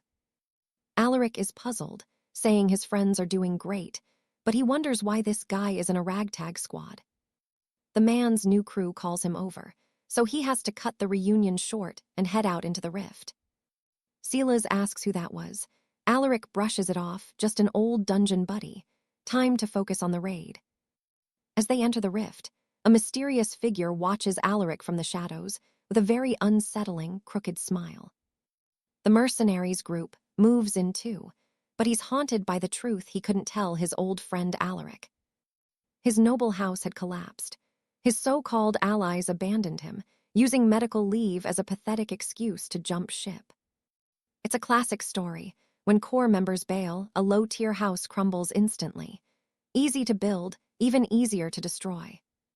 In a world where you kill or get killed, the mental strain eventually breaks even the strongest of men. Now, you and I see the reality. Masterless mercenaries must band together just to survive another day in the dark. All right, you and I are about to see if Arthur can find his true brothers-in-arms in this second life. The scene shifts to Seraphina racing her swift steed toward the House of Sterling headquarters at full speed. She hears they have been clearing ruins since dawn, and Lady Alinar sends over their exact location. Meanwhile, inside the labyrinth, Arthur is absolutely tearing through monsters with zero effort. Leo is thrilled with the new spells from his grimoire, while Gareth struggles against the beastly tide. A monster lunges from the shadows, but Gareth strikes it down, a wild grin crossing his face. Percival watches from the ridge, noting that these three knights are already a formidable force. Suddenly, a frantic light appears through the trees as another hunter flees for his life. A stranger rushes in to help, but his arrival only seems to make the situation even worse. The man screams, asking why a fire flask was thrown at him during the chaotic battle. One of the monsters grabs his companion, and the poor soul is instantly devoured before his eyes. Watch closely now. The difference between success and failure is about to become painfully clear. Leo notices he is much faster and less exhausted today, earning a warm nod of approval from Arthur himself. Arthur plans to split the party, but a noble stranger arrives, questioning their ties to House Sterling. The man introduces himself as Lord Thorn, a high-ranking member of the elite Iron Throne Order. Everyone is shocked, as the Iron Throne is the 20th most powerful order in the kingdom. Thorn claims it is a coincidence, offering a gift to honor their recent rise in rank. He hands over a rare entry permit to a Tier 2 ruin worth 10 million gold crowns. Thorn suggests they go immediately, but the group wonders if they should prepare for such danger. He insists they will be fine, claiming the strategy is set and premium gear is provided. Leo thinks this support is a blessing, but Arthur has a very different plan for them. He orders the knights to train in Tier 1 ruins, while he enters the dangerous labyrinth alone. Thorn hides a dark smirk as Arthur's party obeys the command and heads toward the training grounds. The noble invites Arthur into his carriage as they depart for the mysterious Portal 47. Arthur notices the lack of hired guards, and Thorn claims the rift only recently opened up. He tells the boy all paperwork is finished, urging him to enter the ruin for their order. But you saw that smile, right? Something tells me Arthur knows more than he is letting on. Stepping out, Thorn is told everything is ready as a soldier hands Arthur some supplies. With strategy notes and a survival kit in hand, Arthur looks back at his host one last time. He suggests they grab a meal later, and Thorn waves, promising a drink upon his return. Arthur dons his enchanted helmet and vanishes into the rift just as a rider approaches. Seraphina arrives and demands to know if Arthur entered, then sprints toward the glowing portal. She declares herself a knight of House Sterling and dives into the rift, leaving Thorn grinning at his sheer luck. Thorn tells his associate it will cost 2 billion gold per head, even if they are not technically committing murder. His partner complains about the cost, but Thorn reminds him that Arthur is a famous target. Back in the past, Seraphina had met the Sterling Knights and asked where Arthur had gone. Hearing the news, she rode hard to catch him, telling Lady Alinar she was in pursuit. Alinar ordered her to follow him into the rift to witness his true power firsthand. Seraphina doubted a Tier 2 ruin would show much, especially since she was not geared up. Elena reminded her she still wore her magical bracelet, but the girl preferred her casual attire. The lady offered a massive bonus for any property damage caused during the mission. Seraphina asked if such extremes were needed, but Elena insisted they must secure Arthur now. While writing, the girl remembered Elena mentioning a contract was already in place for him. Elena had simply replied that having solid guarantees was the only way to do business. And that is where we leave it. Arthur is about to realize he is not alone in that rift. All right, you and I are about to watch a typical dungeon dive take a very awkward turn. Lady Alara taps her enchanted bracelet, and a full set of armor appears instantly out of thin air. Then she realizes Arthur saw everything. She is furious because she specifically told him to look away. Arthur just admires the jewelry, asking if it holds a pocket dimension, but she completely ignores him. She demands to know how long he was watching. Arthur remembers seeing her like this before, now they are even. He asks why she even came here. She claims she was sent as his royal guardian for this hunt. Arthur insults her, saying he expected someone actually competent, which naturally makes the lady see red. She insists she is the most qualified knight available, but Arthur thinks she looks like a total amateur. The hero lets her stay, but gives one strict rule: do not touch a single one of his targets. She claims she only came to judge his skills. Suddenly, she senses a presence waiting for them ahead. Now pay attention here. They are about to face a massive beast that looks like a final boss. Lady Alara thinks they are lucky, but Arthur casually points out there are actually 4 of them. She is stunned, because a level 2 dungeon should never have this many monsters at once. Arthur realizes the truth. This is not level 2, and he asks if she even felt the portal pressure. She only noticed the magic barrier from her bracelet. Arthur charges forward, telling her to stay out of it. An explosion rocks the cavern. Alara cannot believe the insane speed this young man is moving at. The hero headbutts a massive orc, sending it flying, before snatching the monster's own heavy axe. He swings the blade, taking its head clean off. A second beast rushes in, but he hurls the weapon. It catches the orc right in the skull. He swings on a vine to ambush the third monster. Outside, Magnus is on the phone, celebrating their deaths since no one survives an S-rank rift. Meanwhile, Arthur crushes another skull. The lady can only watch in absolute silence, completely terrified. The last orc approaches. Arthur smiles, asking why the level even matters when he can just kill everything. He dodges a strike and lands a perfect kick, using the monster's own weight against it. The orc is impaled on a jagged branch, earning Arthur 32 conquest points for the kill. He calls this place a gold mine and tells Alara to stop staring and help gather the essence stones.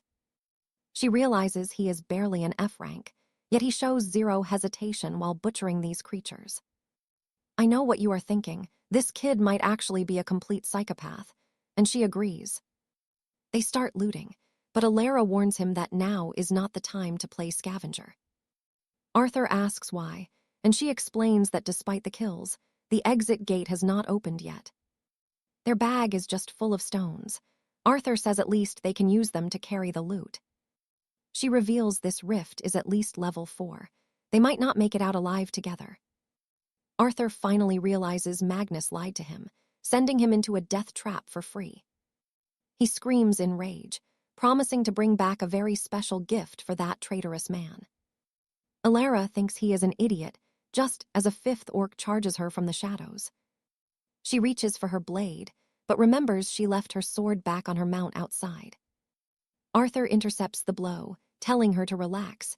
He claims he was much stronger in the past. Suddenly, a heavy presence fills the air. Alara uses her clairvoyance and sees a massive army approaching.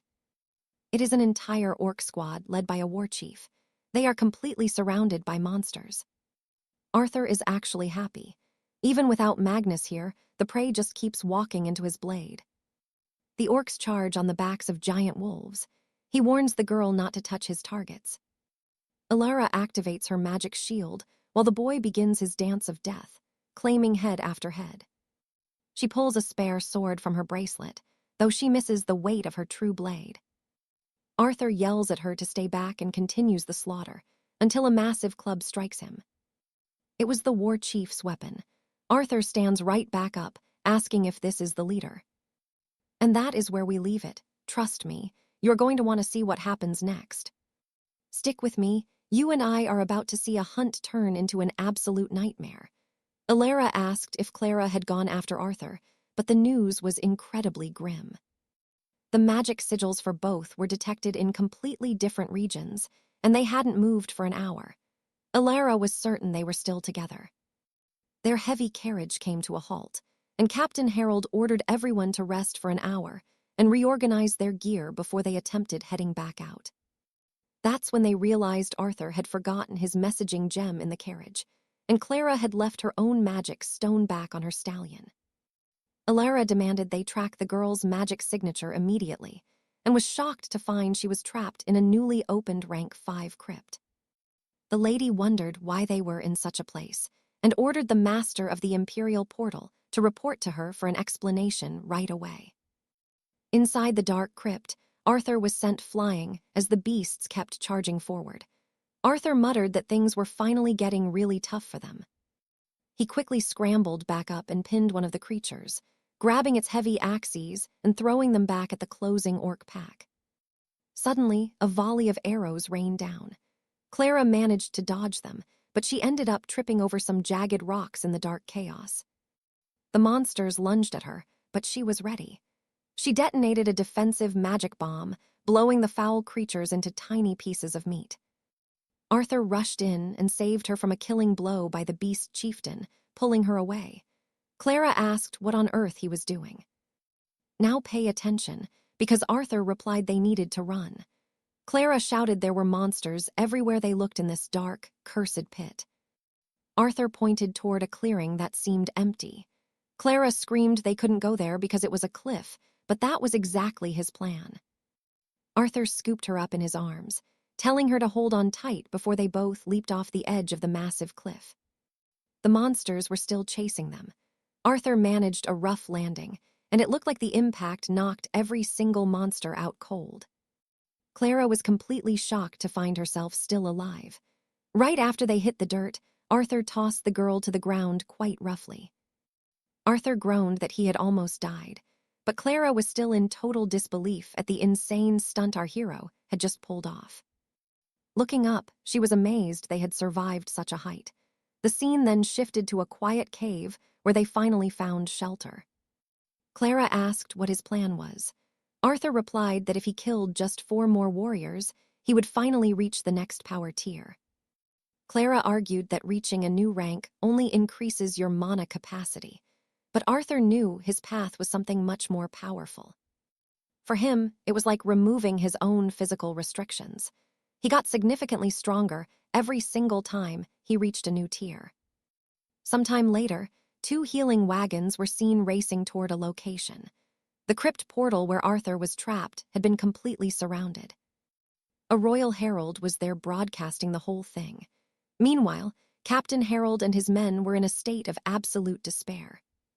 You saw this coming, right? The news reported that the suspect Kimmin claimed Arthur, and Clara entered the crypt of their own accord. But after his lies were detected, the soldier from the Imperial Guard finally confessed to his crimes. The heralds crowded around the man. They demanded to know Arthur's final words. A mysterious man watching from the shadows found the whole situation to be very annoying. He hadn't expected Clara to be an agent from the department. Public attention was now focused on the hope of their safe return. Arthur was now being called a mere traveler from a distant realm. The scene cut back to Alara asking what the High Commander was doing. She demanded he go after them, but the commander replied the culprit was caught and the syndicate leader had already fled the capital. They had already put a massive bounty on his head. Alara snapped that they were just cutting ties to a much larger criminal operation. She pointed out it was a rank 5 crypt and asked if he really thought one man could do this all alone without help. The commander asked if she wanted to investigate a whole guild because of that, especially if Arthur and Clara were already dead. Alara insisted that this was more than enough to warrant an investigation. The man replied that Arthur was likely just a commoner. He argued Arthur might just be a traveler from a crypt, not a new world. The herald continued speaking about rising guild crimes. There was heavy criticism regarding the urgent need to punish guild management. The commander said they were now spreading a press release. He wanted to pressure the guilds to improve the situation. With tears on her face, Alara said she was the one who sent Clara. The commander asked if she thought he was heartless, but insisted there was nothing he could do. Alara remained deeply guilty.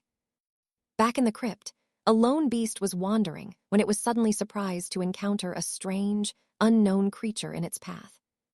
It tried to grab the intruder, but the creature dodged and started running.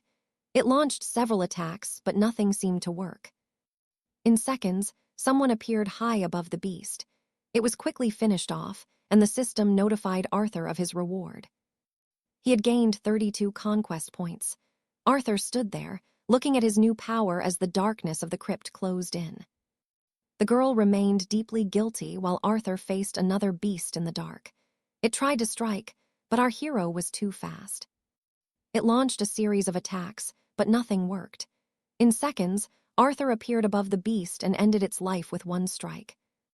The system notified him that he had gained 32 conquest points. Arthur felt the surge of power flowing through his tired body. And that's where we leave it. Trust me, you and I are going to want to see Arthur's next massive power-up. Stick with me, you're about to see Arthur chase his final 3 points to ascend, while Clara tracks their next target. A raider was lurking 100 meters ahead, but in a heartbeat, Arthur vanished and reappeared right behind the beast. The monster sensed him immediately. Clara screamed a warning about a trap, but the warning came far too late for Arthur. He triggered the snare and slammed into the dirt, his body battered and broken as the shadows closed in on him. The raiders signaled for backup, and suddenly a swarm of monsters boxed Clara in as she desperately rushed to Arthur's side. Arthur forced his eyes open, realizing they were completely surrounded. The situation was more desperate than he had ever imagined. Shock hit him hard. He'd walked straight into an ambush. His vision began to fade as his strength drained away. His body felt like lead, yet he refused to yield. He'd survived much worse than this hellish pit before today. Clara didn't hesitate, hurling firebombs into the crowd. The resulting blast tore through the front ranks of the charging monsters. Seizing the chaos, Arthur hauled himself up, drawing his blade to carve through the survivors with his last bit of energy. One more kill was all he needed to reach the next tier, but a massive blow suddenly sent him flying backward. Clara collapsed, watching the massive brute tower over them, whispering that the beast was far too powerful to overcome. Arthur was tossed like a ragdoll into another creature, sending both tumbling as his heavy axe slipped from his trembling grip. Pay attention here. His axe strikes the monster's skull, and the system offers him the beast soul for 1,075 points. Arthur stared at the screen in silence while the giant raider loomed over Clara, ready to deliver the final, crushing blow.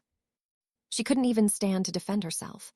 Meanwhile, miles away at the Arthur family manor, life seemed eerily quiet. The old maid called for the great hound to eat, worried that they hadn't heard from the 2 knights in days.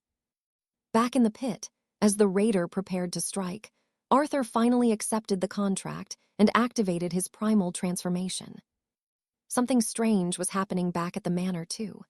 The hound began glowing, wrapped in a pulsing sphere of raw energy. The maid gasped in terror at the sight. Simultaneously, Arthur's body was being consumed by a terrifying cloak of darkness. His human form twisted as razor-sharp claws erupted from his hands. He was turning into something much more than a man. The monster struck Clara down, leaving her defenseless. But then, a massive wolf shadow leaped out of the swirling black mist. The beast man grabbed the raider's head with crushing force. Clara stared in disbelief, wondering what kind of nightmare she was seeing. She whispered, "Is that a werewolf?" Arthur didn't answer. instead unleashing a savage flurry of strikes that shredded the monster's armor. He sank his teeth into the creature's throat. The notification flashed, 45 points gained. The hunt was finally over for now. Silence fell over the cavern. Clara looked up at the towering predator, trembling as she asked if Arthur was still in there. A low growl was his only response. She laughed nervously, asking if he was a noble wolf or just a stray dog. While they struggled underground, the news outside was grim. It had been 3 full days since the knights vanished into the ruins. Reporters crowded the entrance, demanding answers. They asked the captain to explain exactly what kind of nightmare lay within the gates. Now here is the scary part. They were trapped in Ironhold, a Tier 5 labyrinth meant for 30 elite high-ranking warriors. The scene shifted back to the manor, where the family hound was still encased in that mysterious, crackling sphere of golden power. The old maid could only watch in awe, wondering what kind of divine or demonic change was taking place before her. In the dark ruins, Arthur finally shifted back into his human skin. Clara gasped, realizing he could actually fuse with beasts. He had tamed the primal spirit within. Arthur stood up, telling Clara they should start gathering loot before the others arrived. He suggested they roast some meat for a feast, but Clara just shook her head, claiming these ruins would become their tomb. Arthur was confused, but Clara pointed toward the exit. The massive stone doors remained sealed tight, refusing to let them leave.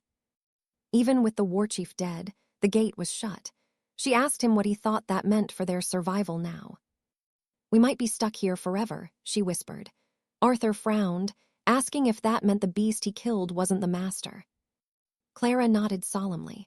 There was a much greater shadow lurking deeper in the fortress, one far stronger than any simple raider. She began to recount a tragedy from 3 years ago, when she was just a young knight starting her journey in the service. The High Council had sent 20 elite fighters and 10 seasoned veterans into a Tier 5 abyss on a desperate scouting mission. The flashback showed an old commander looking at a younger Clara, checking if her wounded ankles could still hold her weight. She told him not to worry, insisting she was ready to fight, but the horizon was already thick with the enemy's breath. Suddenly, a tide of raiders charged their line. The commander roared for them to hold formation and push toward the central spire. "And trust me, we'll see it all. All right, you and I are about to see a rescue mission turn into a total bloodbath." Clara hits the dirt as orcs close in.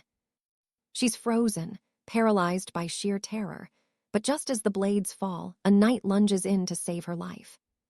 He carves through the beasts while Commander Myra shouts over the chaos, ordering everyone to clear a path forward. She demands Clara and her savior retreat immediately, and the knight grabs her hand to pull her from the fray. He urges her to run, but Clara hesitates. Something feels wrong, a dark presence she can't quite put her finger on. Her savior insists they talk once they're safe, and they bolt, desperately trying to outrun the monsters snapping at their heels. But the air grows heavy, with a strange, malevolent energy radiating from the shadows. Something truly ancient is waking up. A beast shrieks from the tower above as a bone-shattering blow sends Clara tumbling, her sword slipping from her grasp. Now pay attention here. This is where the real nightmare begins. Myra's squad watches in horror as their front line collapses. Their captain is slaughtered instantly, and that massive goblin stands there with tears in its eyes. Clara can only watch. The dying knight gasps out a final word about the blade, but Clara's heart is too broken to care about steel. She recalls her master's voice, teaching her to pour every ounce of her soul and will into the cold metal. A sword is your mind and body made one. Grip it as if it's the only thing keeping you in this world. The memory fades as her mentor is struck down. Clara is left scarred, forced to witness the end of an era. Back in the present, Alaric finds her standing in the pouring rain, looking like a ghost of the girl she used to be.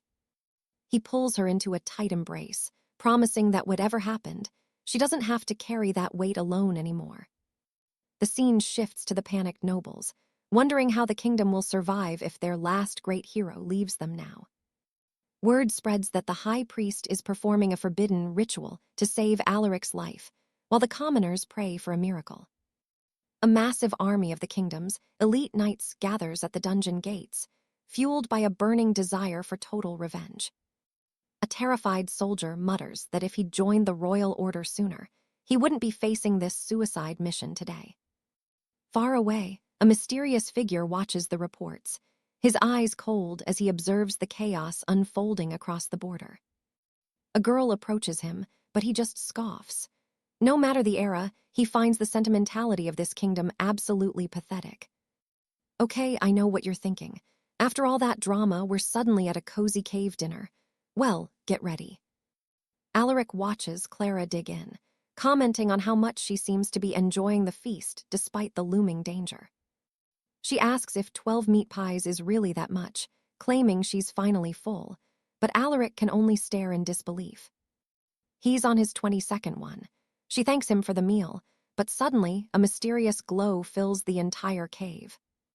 Alaric asks if she used her master's blade to slay the warlord. She shakes her head, admitting she blacked out completely. She woke up in a healer's ward with Myra by her side. Myra had retrieved the sacred sword from the battlefield. It took the lives of 2 elite mercenaries just to finish that beast off while she was unconscious and defenseless. Alaric asks if a warlord is truly hiding nearby. Clara points toward the Iron Fortress, the heart of the monster's domain. The fortress isn't on any map, but then a tiny forest spirit appears at the cave entrance to guide them. She explains that the lesser chiefs guard 4 outer towers, while the warlord himself rules from the very center. The spirit flutters over to Alaric, whispering the secret path into his ear. Our hero finally knows exactly where to strike. He stands up, ready to march on the fortress immediately. Clara asks for a plan, but Alaric has a simpler idea.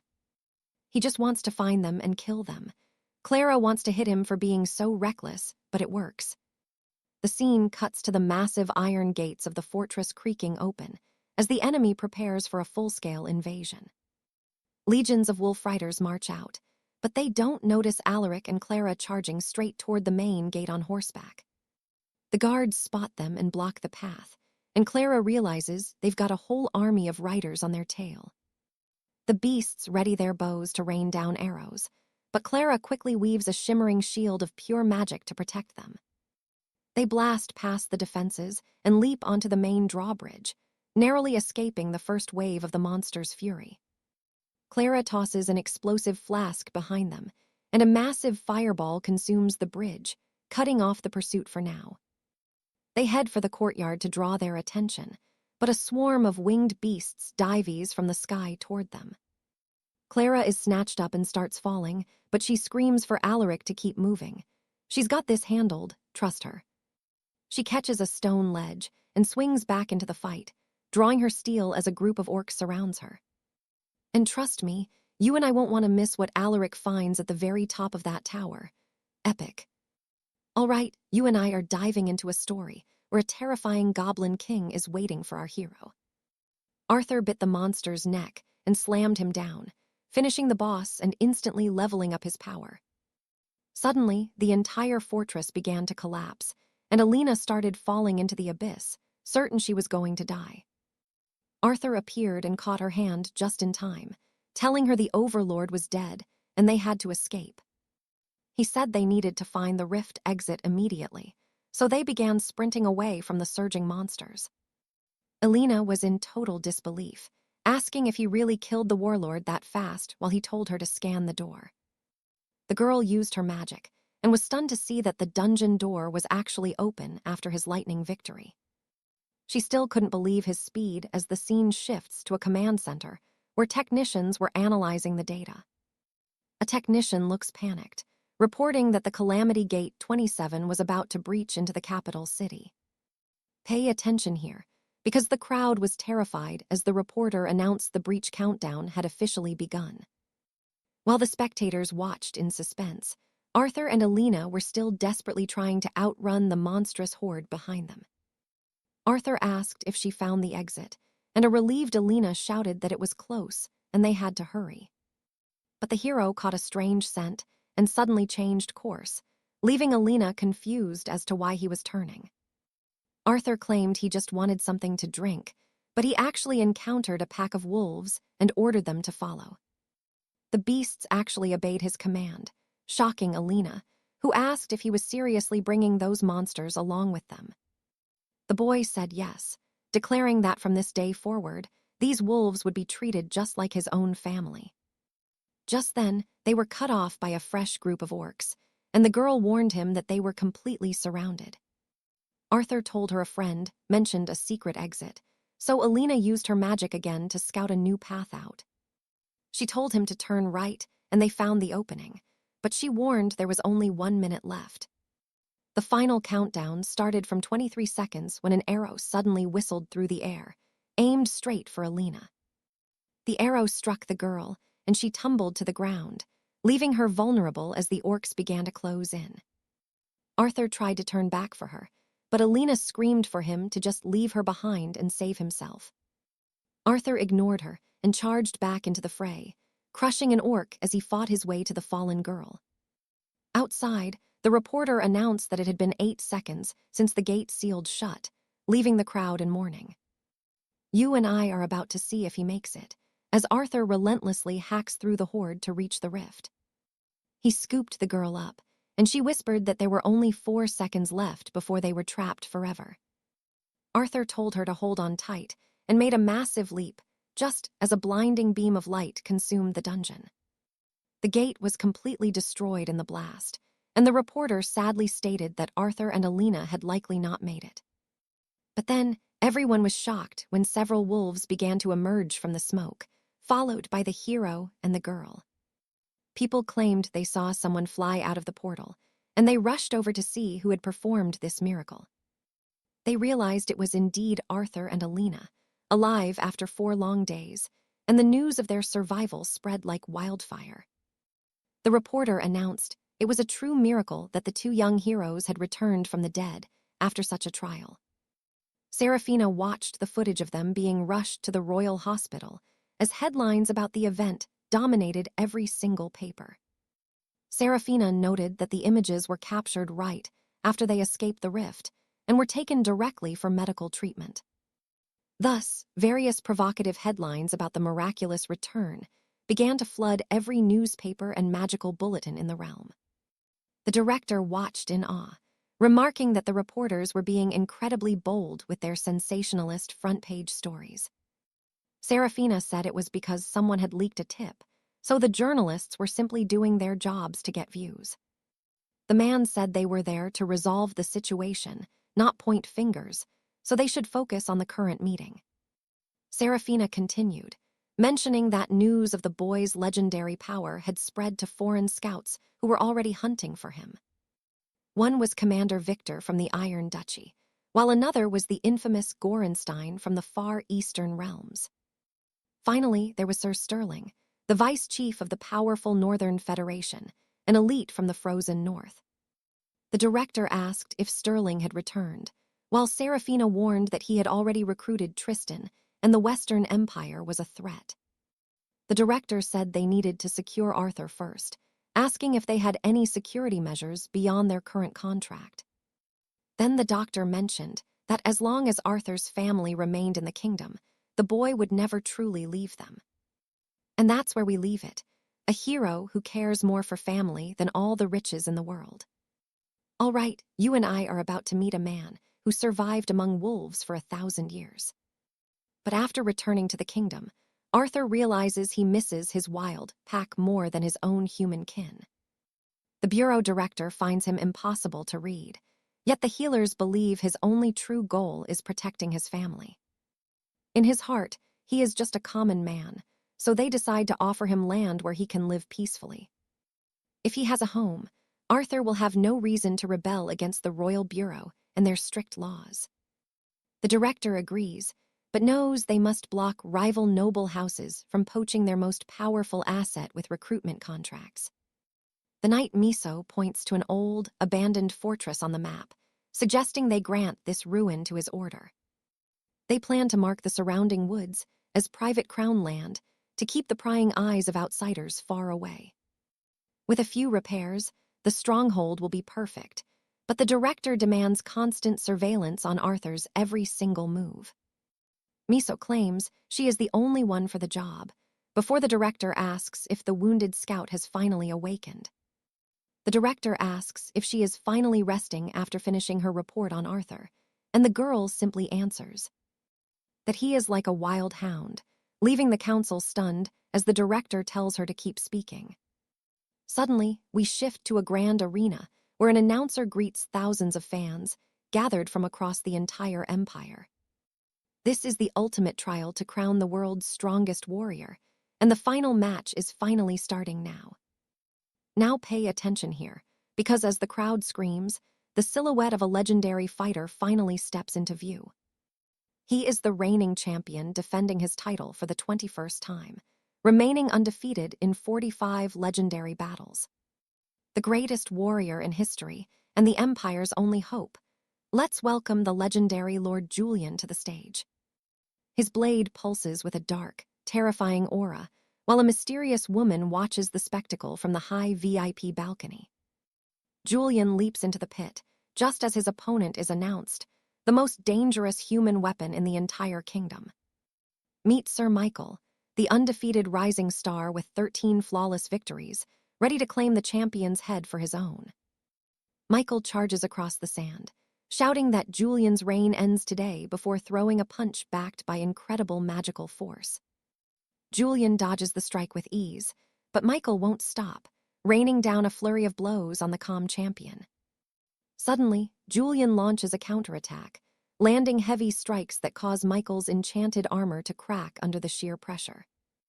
Michael draws a hidden spirit blade, but Julian is faster, weaving through the attack to strike the challenger once again. It's not enough, though, as Michael finally catches Julian in a trap, laughing as he chains the champion in place. But Julian just stares at him and whispers that it's over, as blood suddenly begins to spray from Michael's mouth. You and I saw that coming, right? Within seconds, the invincible challenger is coughing blood and collapsing in the dirt. The stadium falls silent as the announcer screams in disbelief, watching Michael's legendary winning streak come to a brutal end. Medics rush to the field to save the fallen knight, but Michael does not even have the strength to twitch anymore. The referee doesn't wait any longer and gives the final verdict. Sir Michael is finished and cannot continue this fight. Lord Julian has defended his title for the 22nd time, walking away from the carnage like it was nothing. Behind the scenes, an ally asks if he used a new technique, but Julian says he just unleashed his aura. He lets the power flow naturally, thanking his team for their hard work before suggesting they all celebrate with drinks. Entering his private chambers, the woman from earlier embraces him, asking if he actually intended to kill his noble opponent. Julian sighs, noting that Michael was destined to become a villain, so ending him now might have saved the world. The girl warns him not to carry the world's weight alone, then asks if anything strange happened during the match. She mentions a boring call from the Royal Bureau, but otherwise, the day had been quiet for the champion's estate. The director warned her to stay sharp, so they prepare to leave before the crowds surround the arena's private exits. Suddenly, a shadowy man watches the battle on a screen, his eyes fixed on the power Julian is displaying. The girl reports that a prisoner trapped in a level 5 labyrinth for centuries has finally managed to break free. People are already calling this newcomer the realm's second savior, and the public's expectations are reaching a fever pitch. The Royal Bureau is desperate to recruit him, prompting Julian to finally ask for this mysterious man's true identity. She reveals his name is Arthur, asking Julian if he remembers the legend of the knight lost in the labyrinth. She pulls up the scrolls on her device, showing Arthur's records from his time spent in that hellish level 5 rift. Julian has never seen him, but you and I know their paths will surely collide soon. All right, stick with me, because you are about to witness a night wondering why no legendary swordsmen have awakened in over a year. The girl replies that from what she has heard, he is a druid who just returned from a mysterious 4th planet. She thinks our world might connect with it, and even at rank E, his return from that realm is truly incredible. Lord Arthur just smiles, knowing that is impossible. This is his 25th progression through this same cycle of time. Having repeated these events for 500 years, he remembers every legendary hero and every major disaster about to strike. However, a man named Alaric was never on that list. He has no memory of him being important in any timeline. Throughout 5 centuries, no one named Alaric ever stood out, especially not a druid from some 4th planet. History is shifting. Now, pay attention here. Arthur knows the story barely changes, but a new world appearing now is completely unprecedented. The woman asks if they should recruit this new protagonist to their side before someone else snatches him up. Arthur is not sure how to answer. She mentions he is already the most famous man in the kingdom of 𝑣𝒂𝒏𝒂𝒏. But Arthur suggests they wait. Soon, the great apocalypse will begin, and the fortified cities of the survivors will crumble. One by one, the bastions of humanity will be destroyed as massive dungeon breaks erupt across the entire continent. Waves of monsters will pour out of the rifts, eventually allowing the beasts to completely dominate the open skies. Amidst the death on the continent, a mass exodus will begin. During the long war, everything will be forgotten. Heroes will emerge from the awakened peasants and the homeless, choosing to be the last hope for a dying world. That is why Arthur decided to build his base in the Eastern Isles, even though many called him a traitor for it. If he clears the dungeons there and gathers enough talent, that land will become the safest place for survivors. The refugees do not call him a traitor. To them, he is simply the hero who will lead them home. Returning to the present, Arthur says he thinks the news is all just a spectacle. It could be a complete fraud. If Alaric survives the coming apocalypse, they can recruit him then. For now, it is too early to act. You and I need to watch this carefully. The scene shifts to the infirmary where Ilara visits young Clara. Ilara asks if it hurts, and the girl replies that it does. She sits on the bed to offer some comfort. Clara insists the pain is real. Ilara mentions a rumor that a masked man visits her room every single night. He arrives at night and leaves by dawn. She wonders if it is Alaric. Meanwhile, Clara seems to be reading quietly. Clara is reading as Ilara brings her food and gifts she requested. It is a rare moment of peace before chaos. After the meal, Ilara tells her to get back to work. She asks why the girl is still lying around. Clara begs for 1 hour of sleep, but Ilara refuses to let her rest. They have too much to do. The scene cuts to the intelligence headquarters. Officials are watching the news about Arthur's recent victory over the Baron. One man notes that it does not matter who he was. It was still Baron Michael defeated so easily. Arthur keeps getting stronger. At this rate, an SS rank hero could appear soon. They wonder where Alaric has vanished. It is not that he went far. Recent photos from their agents show him still lingering within the city walls. The officer is confused. He asks what the boy is doing at the station and why he stays there. The other man notes that Alaric visits that place often. He jokes that maybe he is just talking to pigeons. Perhaps he was rejected by a girl. He offers to introduce Alaric to many beautiful women to keep him loyal. They cannot let anyone steal their protagonist. No matter what happens, Alaric must remain under their firm control in 𝑣𝒂𝒏𝒂𝒏. The man then says his special agents will leave the kingdom this morning, leaving the officer completely and utterly surprised. He comments that the airwaves do not seem clear right now. The officer asks what could possibly be wrong. The scene cuts to a high-speed jet with several passengers inside. A young girl is looking out the window. She mentions seeing a very pretty bird flying outside. Her mother looks out as well and suddenly turns pale. A giant monster is flying overhead. It is revealed to be a dragon, though smaller than they first thought. Even so, everyone is shocked to see such a legendary beast. The people in the plane are in pure terror. They fear the monster is following them, wondering if it is a deadly wyvern hunting its next easy meal. One man claims it is just a young creature, so they should be safe. He wonders why it is here. He realizes a dungeon must have opened nearby. He is stunned as a giant wyvern starts circling the plane. And trust me, You and I are about to see the monster prepare a devastating attack that engulfs everything. All right, you and I are diving into a world where airships explode and dragons rule the burning skies. While dragons soar above, the scene shifts to two carriages where Hansel remarks that the kingdom has truly lost its mind.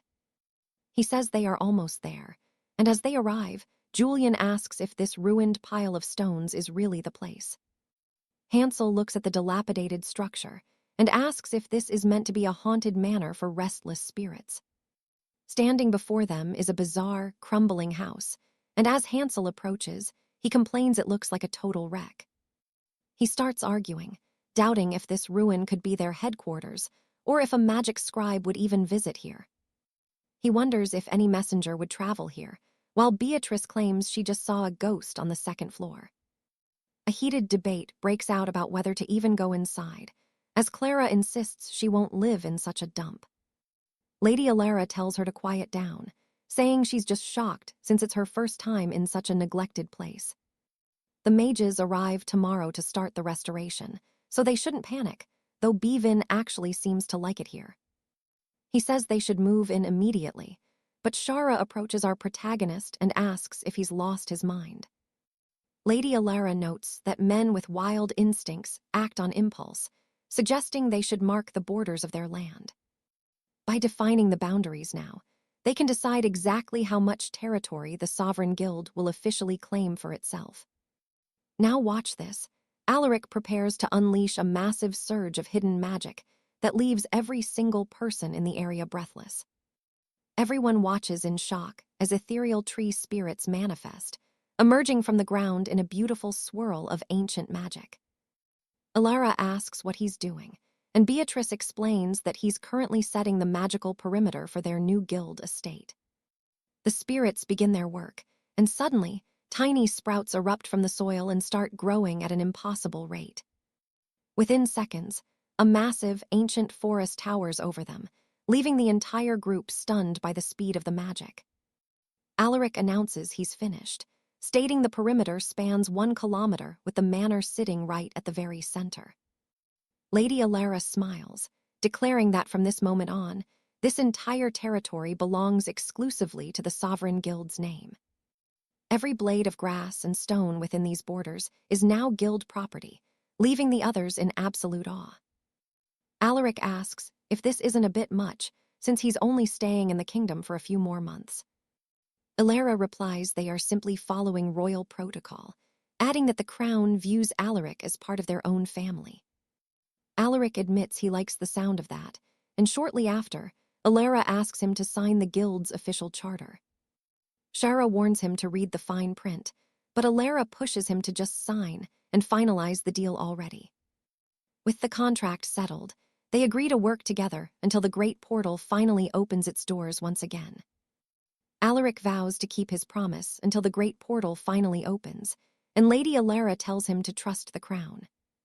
Shara demands the builders be sent immediately, or she's leaving, as their carriage finally disappears into the far distance. Alara sighs, noting the girl is becoming a headache, while a knight asks if so few can hold this land. Alara plans to use their small numbers as an excuse to station her own elite knights within the guild territory. She orders a list of level 5 combat units to be prepared and ready for deployment at a moment's notice. You saw that coming, right? Well, the scene shifts to a lone merchant ship being hunted by ruthless pirates. The pirates open fire as they close in on their prize, leaving the terrified crew inside the ship absolutely desperate. They scream for help and send out urgent distress signals, but the ruthless bandits are already boarding the vessel. The men try to hide in the lower hold and start the engines, but nothing can save them now. Suddenly, everyone freezes in horror as the men on deck are launched into the sky by a massive, slimy tentacle. A colossal sea beast rises, attempting to swallow the entire ship whole as the vessel begins its descent into the abyss. The captain falls into the churning water, only to find a giant monster waiting right there to swallow him whole. It's then revealed that a swarm of mutated sharks is lurking beneath the surface, waiting for any survivors to fall. A griffin scout flies over the coordinates, but after searching for miles, there's absolutely no sign of the lost ship. While the search comes up empty, the massive tentacle remains hidden beneath the waves, moving toward its next unlucky target.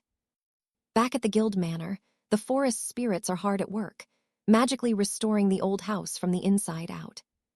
The spirits continue their mystical renovation, reshaping the wood and stone into a home fit for a true lord.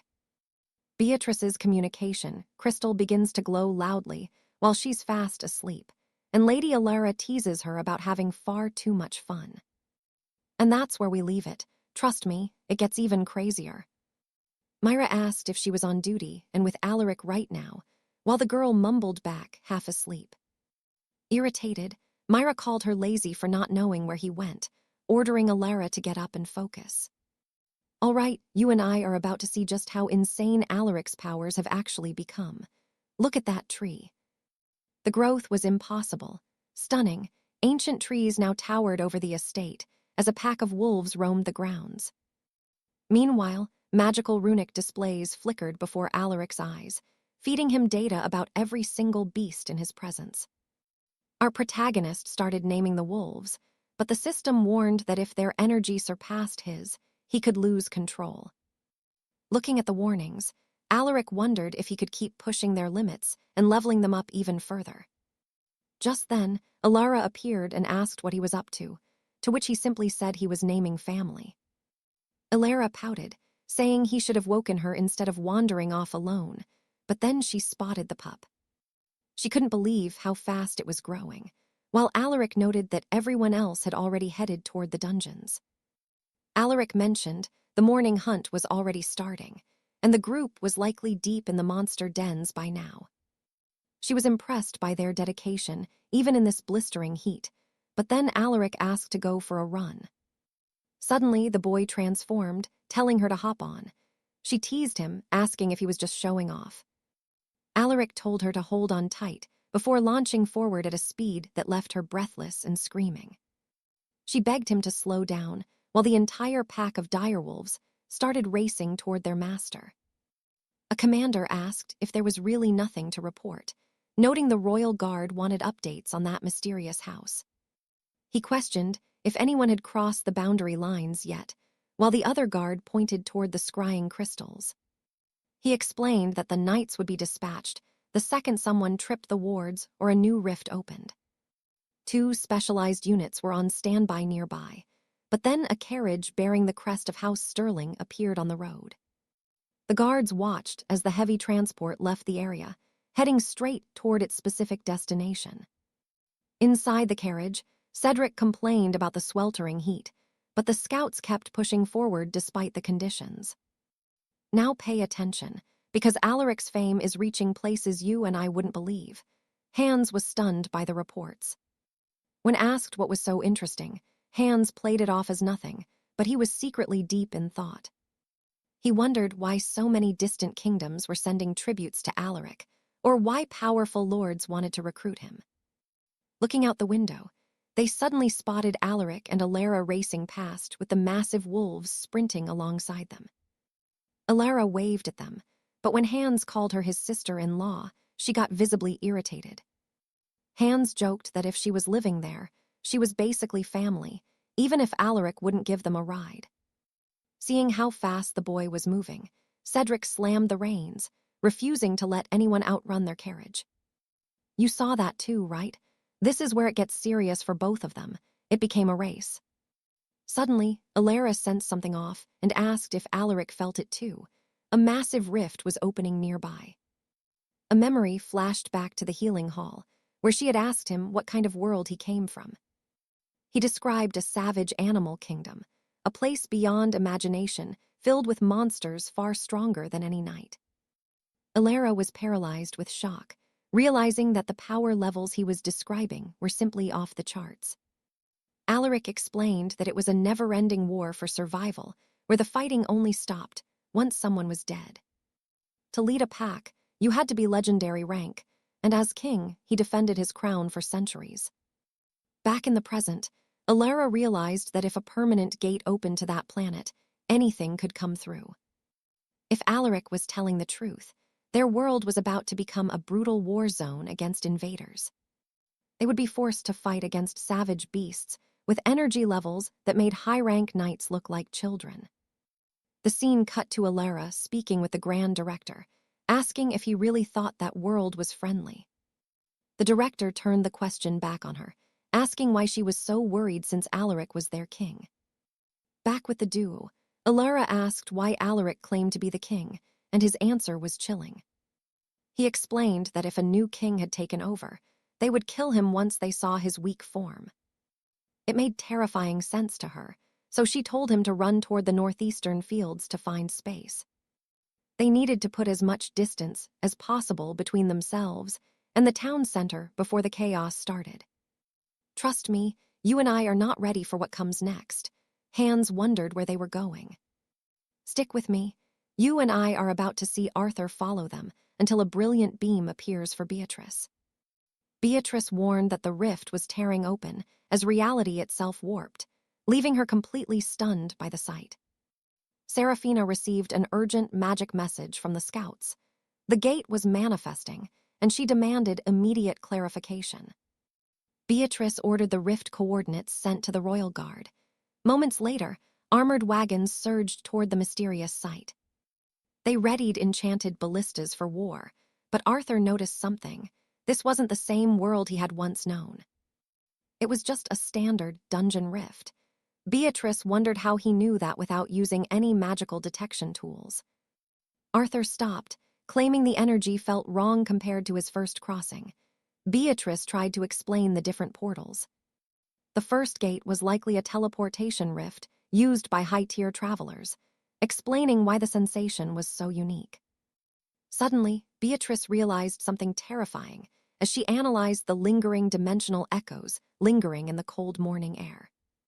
The energy from Arthur's previous crossing was far more massive than any standard bridge gate they had ever seen. She initially thought her magic crystal was faulty, doubting her own legendary instincts for the very first time. Her gut told her this was incredibly dangerous, yet officially, it was classified as just another standard dungeon rift. She still questioned its true nature, while the surrounding knights whispered about a possible total dimensional collapse. "Watch this closely. It might be a dimensional break as the royal carriages finally arrive at the strange site."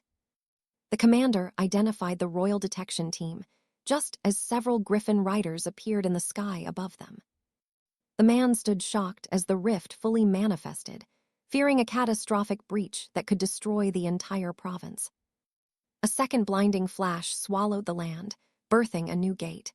Beatrice confirmed it was indeed a dungeon portal. She realized Arthur's instincts far surpassed her own, despite her being the kingdom's most renowned magical sensory expert. Soon, Arthur's brother's carriage was spotted approaching. He and his scholars moved toward the edge of the rift. Julian declared it a rift, wondering if it led to an unknown realm just as more armored carriages arrived. 2 more carriages appeared as soldiers emerged, announcing they were the 11th Detection Squad sent to investigate the area. As they set up their complex measuring artifacts, Alina asked what these strange magical devices were actually for.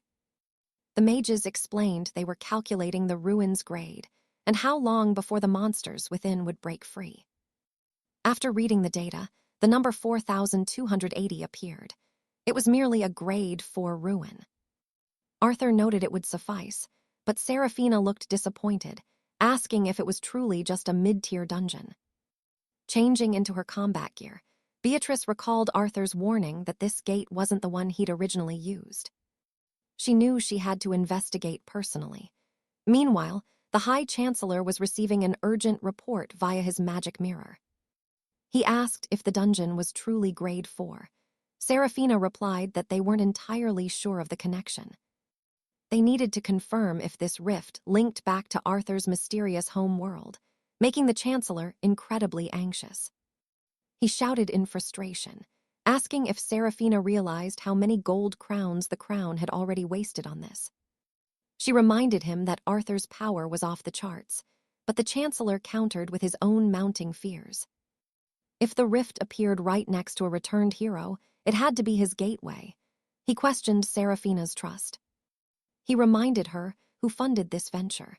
Seraphina argued that Arthur's status as an irregular made him priceless. As they argued, the Chancellor demanded a resolution, fearing they would never recover the massive royal investment they'd made. Without a profit, the department would collapse. Back at the Rift, the final magical analysis was finally being presented. A mage stated the dungeon would breach in 50 days, suggesting the army retreat until the monsters actually appeared. You and I both know Arthur isn't waiting. He simply remarked that this 50-day delay would work for him. The man reminded Arthur he must clear the Grade 4 ruin. Arthur asked if that was supposed to be hard. With their current guild size, it would be simple. He then explained that their energy measuring device was top tier. Most guilds had basic tools, but this latest model cost 3 billion crowns. Arthur was shocked by the price. Even though it was expensive, they were authorized to let Arthur use the device permanently for this specific portal. He asked Arthur to sign the official scrolls. Watching this unfold, our hero wondered why they were being so generous. The man smiled, saying that even if he wasn't a traveler from another realm, the crown would always value him. He mentioned that rival empires were already trying to recruit him, proving just how much the kingdom truly needed him. So, what do you and I think? Is he family now, or just the kingdom's most expensive new weapon? Trust me, you and I are about to see how one man deals with massive fame and ancient rifts. Sebastian appeared, asking for a word with Arthur, explaining that competition for his service was fierce among overseas empires. Since Arthur didn't check the communication scrolls often, Sebastian had been managing a mountain of gold for the hero. Arthur asked for the total. Sebastian said it was 5 billion gold coins. Arthur placed a hand on his shoulder. He warned that no matter how much one loves gold, you shouldn't become a slave to it, for life has more value. He said having a true friend to talk to is far better than any massive pile of coins. Sebastian looked saddened. He promised to remember Arthur's words, then explained that foreign kingdoms just wanted him to at least see their royal offers. Sebastian insisted on showing 3 contracts. Arthur asked what he'd done. Sebastian said they hadn't sent assassins yet. Arthur told him to just lie and say the offers were ignored, then told him to get Cedric ready for departure. Arthur told Sebastian to find Cedric and change into proper gear before they officially returned to the main capital. Arthur let him proceed. Sebastian was truly thrilled by his leader's immense generosity. Sebastian was secretly pleased after pocketing over 3 billion gold coins for himself. Time seemed to pass by quite quickly. Now pay attention here. This is where the mission really starts, as Arthur asked if the squad was ready. A royal ministry official suddenly appeared, telling them to wait because a high-level knightly unit was already on its way.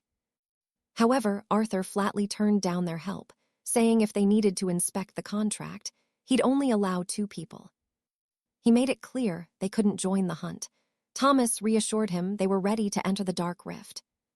The official warned that a level 4 rift wasn't easy to handle with such a small group. Claire told him hush. She stayed focused on recording as Arthur's wolf companion finally appeared. Arthur decided the beast should come along to gain experience. They all stepped through the portal into an unfamiliar land. Arthur admitted he wasn't sure of the location. Claire began using her scanning magic to scout out their surroundings. Arthur noted the area felt familiar as the official questioned their casual pace. Sebastian replied that since Arthur was leading the way, all they had to do was follow his confident footsteps. Suddenly, Claire told everyone to stop, reporting 3 monsters 70 meters ahead. Sebastian gripped his weapon. The official doubted they were enough, but the aide remained confident in their strength. With a dark look, Cedric drew his blade. Surprised, the official questioned why the knight was acting so strange. Cedric lunged at the beasts, but Arthur swiftly knocked him out cold. He asked Sebastian to help wake him up. The official was baffled. Claire explained that Cedric has a condition where he goes insane whenever he holds a weapon. Sebastian tried waking him. Arthur noticed something unknown lurking deep in the bushes. He immediately ordered everyone to fall back as a massive monster emerged and began charging directly toward the group. You feel that tension too, right? Everyone assumed defensive positions, but Arthur charged forward at the beast. The official recorded everything. Several monsters rushed Arthur, but he cut them all down with one strike. He earned 48 conquest points. Everyone stayed alert for more nearby threats. Arthur was surprised by his own speed, wondering if this was real. He reminded Cedric about loot. They began harvesting mana stones. The official noted Cedric's sanity vanished with a blade. Claire told him to keep focus. Arthur announced he would handle the next monster wave himself. The official watched them, wondering if sending lower-ranking knights here was wise. Arthur announced he would kill the next monsters, so everyone should stay on guard. After gathering the stones, the official watched, wondering if sending lower-ranking knights was wise. He wondered if sending interns to track a rookie, and a madman was wise as Arthur called his wolf. He asked the wolf to head into the woods and bring more monsters back. The beast obeyed. Meanwhile, Claire and the official watched everything, wondering what happens if a horde charges toward them. As the leader questioned their safety, Claire told him to stay calm and just keep recording. Arthur announced the monsters were coming as a loud rumbling echoed across the dark area. The official was panicking. Sebastian noticed Cedric was losing control and suggested a calming sedative. Driven by madness, Cedric charged toward the monsters at full speed. Stay tuned for what's next. All right, you and I are about to see a hunt turn into an absolute masterclass of skill. Julian pressed forward, slaying the monster with ease. A scout warned him of another beast behind him. But it was already dead. Hans had used his crossbow to take it down from the shadows. Hans and Julian finished the beasts together, clearly satisfied with their teamwork and recent victory. Hans reached level 9. The scout went silent, questioning if this was really a tier 4 cursed realm. Marcus scoffed, asking if he expected an easy tier 3. He told him to focus on the recording. The hound went on high alert. Suddenly, a monster lunged from the bushes toward our hero Arthur. Arthur drew his dagger instantly. Meanwhile, a royal carriage was surrounded by a massive, angry crowd. A man welcomed the High Chancellor, but Lady Margaret snapped, asking if he had a death wish today. She demanded he move out of the way immediately. The young man refused to budge for her. Now watch this. Captain Alistair's knights just arrived, and the stakes for this tier 4 realm just skyrocketed. A tier 4 realm was no place for a normal unit. This recently appeared realm was likely one of them. Margaret went silent before ordering everyone to clear the path. She left the scene in a hurry. The man muttered a sarcastic thanks, calling her a waste of time. It was only a tier 4 run. Margaret's carriage raced toward the site. An advisor noted this might be a confidential royal operation. He worried about leaks, but Margaret asked what mattered more, gold or the safety of our protagonist Arthur. The advisor admitted Arthur was the priority. Margaret said if people knew a commoner was inside, it would draw attention. The man asked if Arthur would be okay. Margaret explained they were heading there now to find a solution. Meanwhile, the night teams prepared to enter the gate. They were ready to hunt down the monsters. The captain asked if they were ready to strike, but a soldier told them to hold their advance. A messenger asked them to wait. The captain was furious, asking who gave such a ridiculous order. Just then, a carriage arrived. Lady Margaret stepped out and greeted the captain with a cold look. The captain asked what she wanted. Margaret told him plainly that he was not permitted to enter. Confused, he asked why. Margaret explained that without Arthur's agreement to cooperate, the gate was off limits. The man yelled, calling it nonsense. His team had rushed over here and rewritten their entire plan for nothing. Margaret replied that things had changed. For that reason, they could not enter the portal today. You and I saw that coming, right? The captain argued there was a massive flaw in the contract. It made no sense to send a scout team without combat experience into such a dangerous place. Margaret said she was there to amend the contract and resolve the issue with the High Chancellor. Irritated, the man asked why things were so complicated. Margaret suggested they speak privately in the carriage. The High Chancellor watched the news crystals, muttering about a mistake. He needed to investigate more things. He needed a formal statement soon. At the same time, the captain struggled to reach Margaret by call. The scene shifts to a tower, where a royal scholar was reviewing Arthur's secret information. He said Arthur represented the shattered dreams of a fallen kingdom. It was a crucial story moment. He mused that the boy's life was a drama of conflict. He recalled Arthur's words about the coast. Arthur had found fruit on trees after hiding by the sea. The ocean had provided him plenty of food. But he soon realized he could not live there. When he looked aside, he saw a terrifying truth. A massive sea monster was circling the area. The scholar realized Tier 4 realms should not have oceans. He wondered what it meant. He thought about the theory that planets could become part of a realm. A vision of Arthur appeared, asking the scholar to help find his lost brother in this world. The scholar agreed, but only if Arthur told his entire 500-year story to him. Back in the present, the scholar noted Arthur promised to share everything after the reunion. He remarked that for a legendary survivor, Arthur seemed like a very ordinary person to most. Despite living 5 centuries as the king of the jungle, he remained a humble man. Trust me, that scholar regretted losing the chance to hear that legendary tale for himself. All right, you and I are about to see a hero's dark past come back to life. Inside the dungeon, Arthur was busy slaughtering beasts. He cut them down one by one with a cold, ruthless precision. His comrade watched, stunned by the sheer madness of his technique. An ambush like that, Arthur didn't care. He told the man to start gathering the loot instead of complaining, so Henry got to work. Later, the group pushed deeper into the ruins.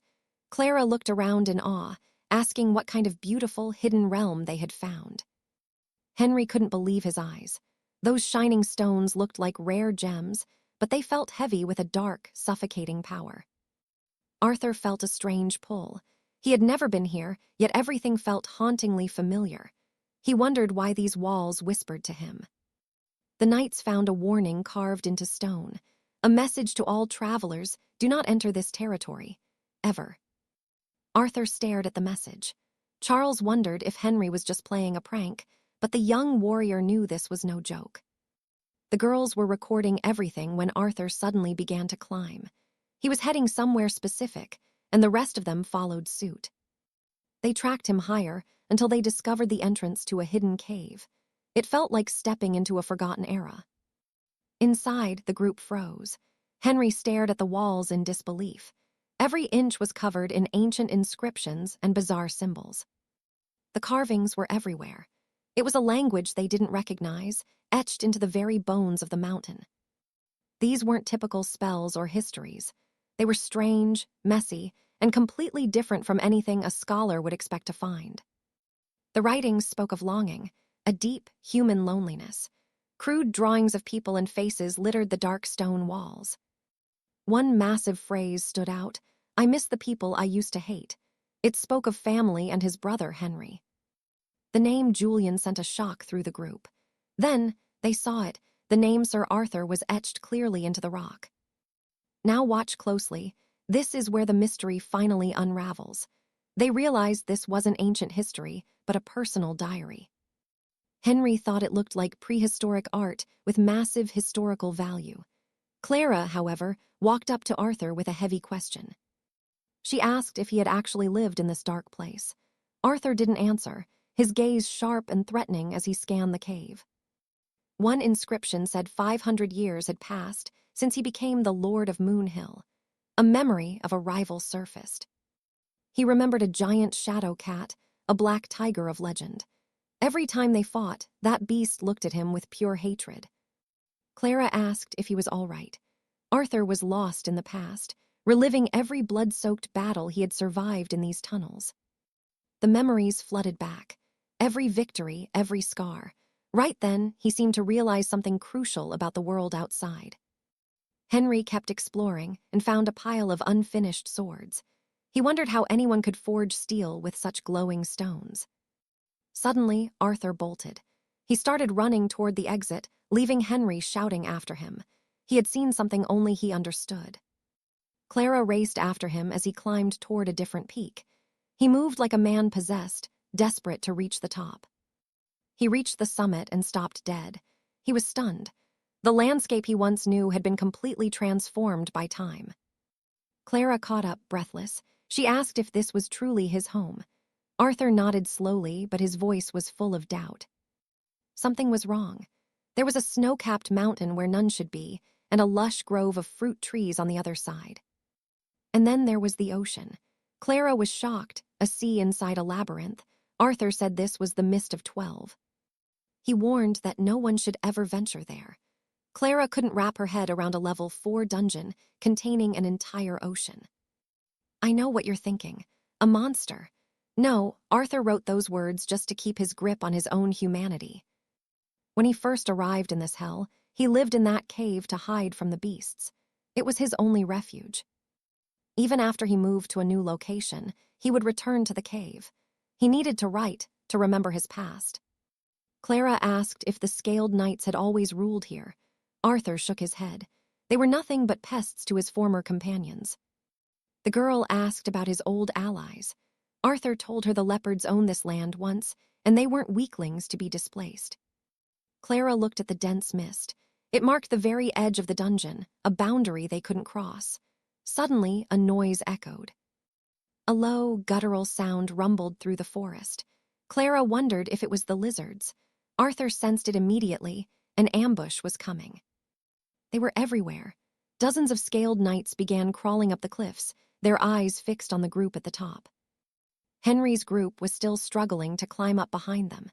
They were completely exposed as the enemy surrounded the mountain base.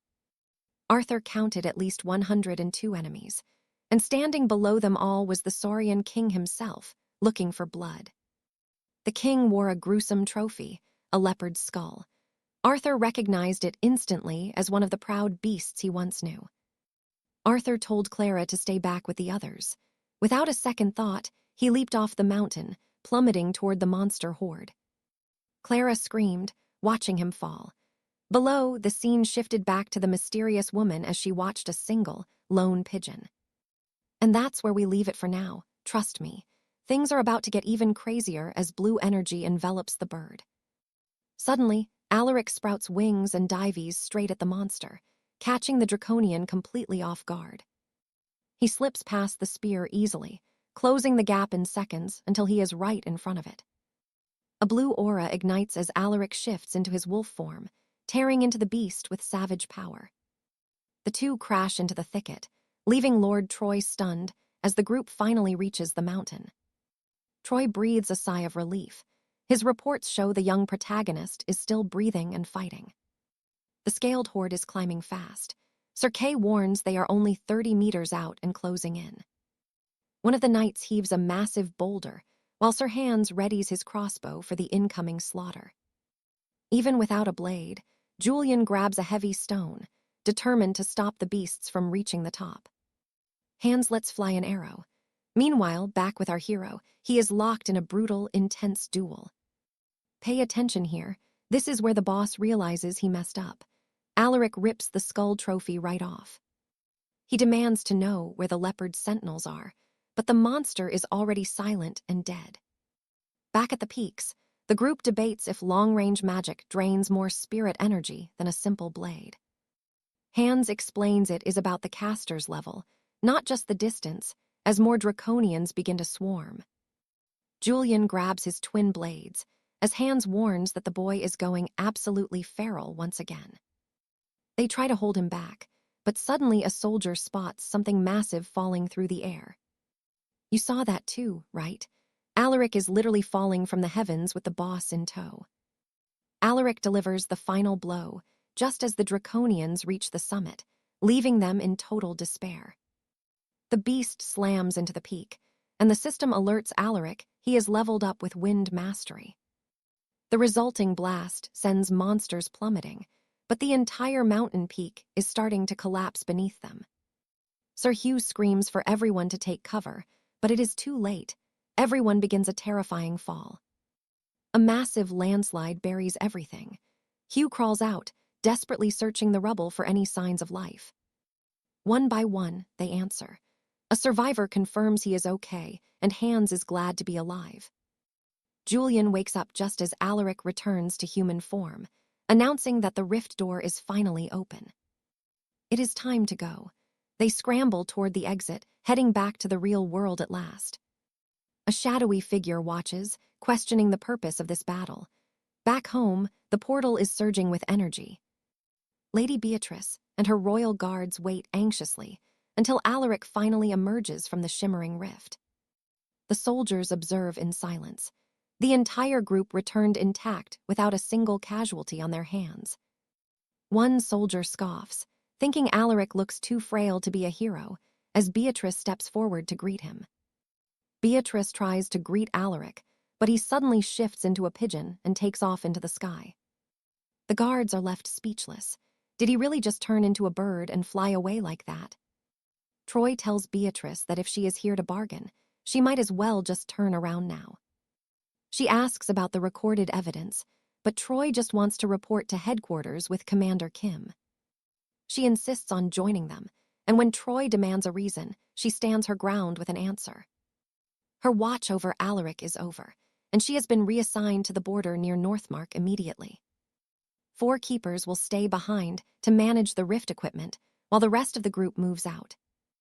Julian shakes the keeper's hand, telling him to relax while they act as guests in this place. The man looks at Alaric's brother, shocked by how different he seems in the real world. And that is where we leave it, with more questions than answers as the scene shifts to the retreat. Why aren't they teaming up with Alaric? Milo just wants to return and negotiate his next salary. The director is waiting for a full report, so they need to move fast and return right away. The mystery remains. Why did Alaric refuse to even speak with them after everything that just happened? Hans and Julian watch the bickering, clearly irritated by the way that arrogant man talks to everyone. They decide to just leave. Soon, a fleet of carriages is seen heading out toward the distant horizon. Someone calls Beatrice, demanding to know if the press has been briefed yet, but she tells them everything. Stick with me. The army was withdrawing at the moment, leaving only the High Council, so Lady Isabella told them to settle it later. Then a man appeared.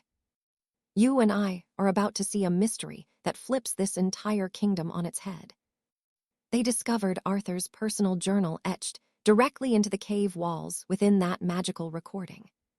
Suddenly, Arthur leaps and tosses the Lizard King aside like a toy, while complaining he couldn't record more. He filmed what he could outside the vault before a knight spots his form, asking if that's a pigeon. The presenter confirms Arthur can fuse with animals, and that crazy revelation marks the end of the footage. Lord Alistair calls it terrifying, seeing how casually the boy handled the Lizard King. The commander notes that a Lizard King in a level 4 dungeon is usually a tier 2 threat. But the presenter corrects him. It was actually tier 1, and Arthur crushed it with 0 effort. The commander wonders if Arthur is at a master tier, but Troy explains his energy is only tier 5. Now pay attention, because his combat stats hit rank plus, and after fusing, he might reach Paragon tier. Unlike every other awakened warrior, Arthur has absolutely no limit on how much he can level up. Lord Alistair asks if all regulars are this broken, but Troy has no real answer for him. Then the commander asks about Arthur's status before he vanished from our world. If everyone who vanished during the Great Cataclysm returned this strong, the kingdom would be unstoppable. The presenter reminds them that entering a portal without gear is suicide, so others like him are rare. The commander insists the first tests prove Arthur returned from a high-level dungeon. But Troy pushes back, saying they still can't be 100% sure about that. The commander doesn't want to believe it, but they need the secret of Arthur's powers hidden in that vault. He wonders why Arthur is blocking their scouts, even after he signed the official contract. Lord Alistair suggests he's guarding the source of his strength, but Troy defends his character.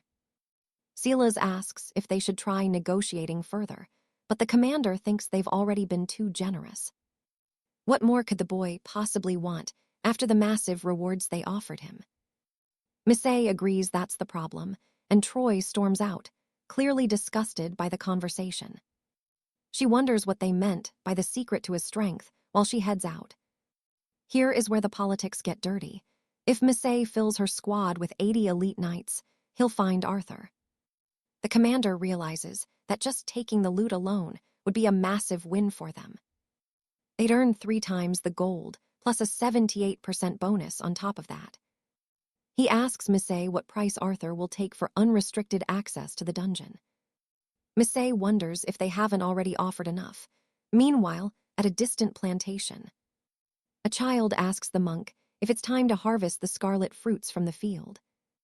The monk says they're taking the peppers and tubers too as they head into the shed. The kids brag about how many fruits they'll pick while dreaming of a roasted feast tonight. They grab their hoes to start the harvest, unaware of the danger lurking nearby. A man with sinister, watching eyes hides in the shadows, tracking their every move. The scene shifts to a captain, shouting that they have 10 minutes until the march begins. The knights report that gear inspections are complete, and the detection magic is working perfectly. Troy checks her magical device, confirming that Team 11 has no issues with their sensors. They head out in their armored transport, while Troy stays glued to her device, focused on the mission. The soldiers whisper that the kingdom border is basically hell on earth because of constant dungeon breaches. One guy asks if it's true the detection team is actually leading from the front lines. Troy confirms it, advising them all to write their wills and send them home before they lose magical signal range. The scene shifts to the hero's house, where Arthur is tucked away in bed. He misses a call from Troy, while Ham monitors the terminal, noticing Arthur is oversleeping again. Ever since the world labeled him a common returnee from a lower vault, his donations should have vanished. But trust me, you and I need to see what shocks Ham just as Juno suddenly arrives. Stick with me, because you and I are about to see this knight struggle with basic palace manners. Julian admits he couldn't reach the Grandmaster and wonders if the old man vanished on a quest again. Hugo asks if the priest finally reached holy enlightenment or if he's just out drinking with the locals. Julian notices something in Hugo's hand, and the squire says his grandmother thinks he is just seeing ghosts. Apparently, she bought him some herbal tonics because she thinks his visions are just a lack of vitamins. Hugo thinks the hero is sleeping way too much lately, so Julian decides it's finally time to wake him. Inside Alaric's room, the boy is already awake, staring at a massive, ancient tree that appeared right before him. He hoped the rift gate would reunite him with his old squad, but the land he returned to was wrong. Instead of his allies, this place was crawling with ember drakes, monsters he had never even encountered before now. He has no clue where his Red Wolf clan could be, and even worse, his greatest enemy might be nearby. That beast Kuro could be hiding out with that giant titan they fought. Where could they have possibly gone? Now pay attention, because here's the part where Alaric shows us what a real leader sounds like. He decides it doesn't matter, because if fate wills it, they will all cross paths again very soon. Julian walks in to check if he's awake for dinner, and Alaric realizes he slept through his own hunger. The two head out, while Hugo is still trying to send a magical message to the young warrior. Later at dinner, Alaric looks around the table and asks where that pretty blonde knight has disappeared to. The others are shocked. They ask if he seriously doesn't even know the name of his own teammate. Alaric just calls her Goldie, making Hugo facepalm as he reminds him her name is actually Lady Seraphina. He wonders if they were secretly courting, but Alaric is more confused about the house she was staying in. Julian asks if they're heading to the capital training grounds, but Alaric has no idea what he's talking about. She had reached out because the hero wasn't answering, and they desperately need to hire new guards for the guild. Alaric asks if more knights are really necessary, and Julian explains they need help monitoring the rift gate. They never know when a new portal might tear open in their duchy, so they need to be ready. Alaric asks Hugo where to find recruits, and the boy mentions an old mercenary friend from the fighting pits. He asks if the Grandmaster returned, but Julian says he's still missing and left no word about the orphans. Hugo is getting annoyed because the old priest never ignores messages like this. Something is definitely feeling very wrong. We cut to the front lines, where Seraphina is waiting for orders while staring at her communication stone. She realizes she's stuck in the dead zone with the Blighted, wondering if this was the planned route. Shaking it off, she shuts down the device. Meanwhile, Alaric sees he has 2 missed messages from her. He tries to call back, but the signal is dead. The magic connection has been completely severed. The scene shifts to iron wagons rolling toward a fortress, surrounded by a massive horde of the undead. Now you and I need to look closely at Seraphina's device, because it's completely covered in fresh blood. Back at the manor, a carriage pulls up and Lord Myrick tells Julian they need to see the hero. They find Alaric sitting outside, lost in thought. Myrick asks if they can talk about the recent inspection. Alaric is annoyed. He asks why they're so obsessed with testing him when he has nothing left to say. Myrick admits they are desperate to uncover the secret of how he survived that Tier 6 abyssal vault. Alaric tells them for the 1000th time that he just trained hard for a millennium, but they don't believe him. Myrick begs him to stop joking around since they are fellow countrymen who need to stand together now. The kingdom is facing a total crisis, and they need every powerful knight they can get their hands on. Alaric asks what he means, and the Lord explains that Tier 6 rifts are opening everywhere now. The time they have to close these gates is shrinking, and the number of Blighted is absolutely exploding. Society is on the brink of collapse due to food shortages, and heroes like Alaric are the only hope. Alaric asks about these Blighted, and Myrick explains it's a curse spreading among the common folk. Those infected turn into soul eaters, and the scorched lands are now crawling with these mindless, hungry monsters. And trust me, you and I are about to see just how dangerous these scorched lands really are. All right, you and I are watching the kingdom crumble as travel routes fall to endless rift incursions. They say an otherworldly plague slipped through the portals, spreading far too quickly for the royal army to contain. Alistair asks if securing these lands and hunting freely would really come with the rewards they promised. Sterling offers to raise his order to rank 5, meaning Alistair could finally dominate the most dangerous ruins. But wait, there is more. The Lord also offers him the untamed territories bordering the cursed northern wastes. It is a desolate region right next to Alistair's own lands. Can he actually hold such a frontier? Alistair knows those fields were abandoned long ago. Is the crown really asking him to shield the east? Sterling admits the land is a ghost town. Ever since the shattering, only ruins and wilderness remain there. The desperate few who stayed behind finally broke, fleeing toward the safer, fortified cities of the inner kingdom. But those cities are overflowing. Alistair wonders if he is expected to build a new sanctuary for them. Sterling explains that where people gather, civilization follows. They will rebuild trade hubs and clear the blighted soil. If his order can tame the wilds, the gold from the trade districts will make him incredibly wealthy. They would even deploy mobile fortress garages to keep the merchants safe during any sudden monster rift breaks. Stick with me, because Alistair realizes this deal is gold. But first, what about the fallen northern kingdoms? The North took a lethal blow when the shattering began, losing their entire high command in a single night. Civil war erupted, and as their world fell apart, the survivors were forced to flee toward the mainland. Now desperate bands wander the wastes. Without knights to guard the rifts, monsters are pouring out everywhere. It is only a matter of time before that tide of darkness spills over into their own borders.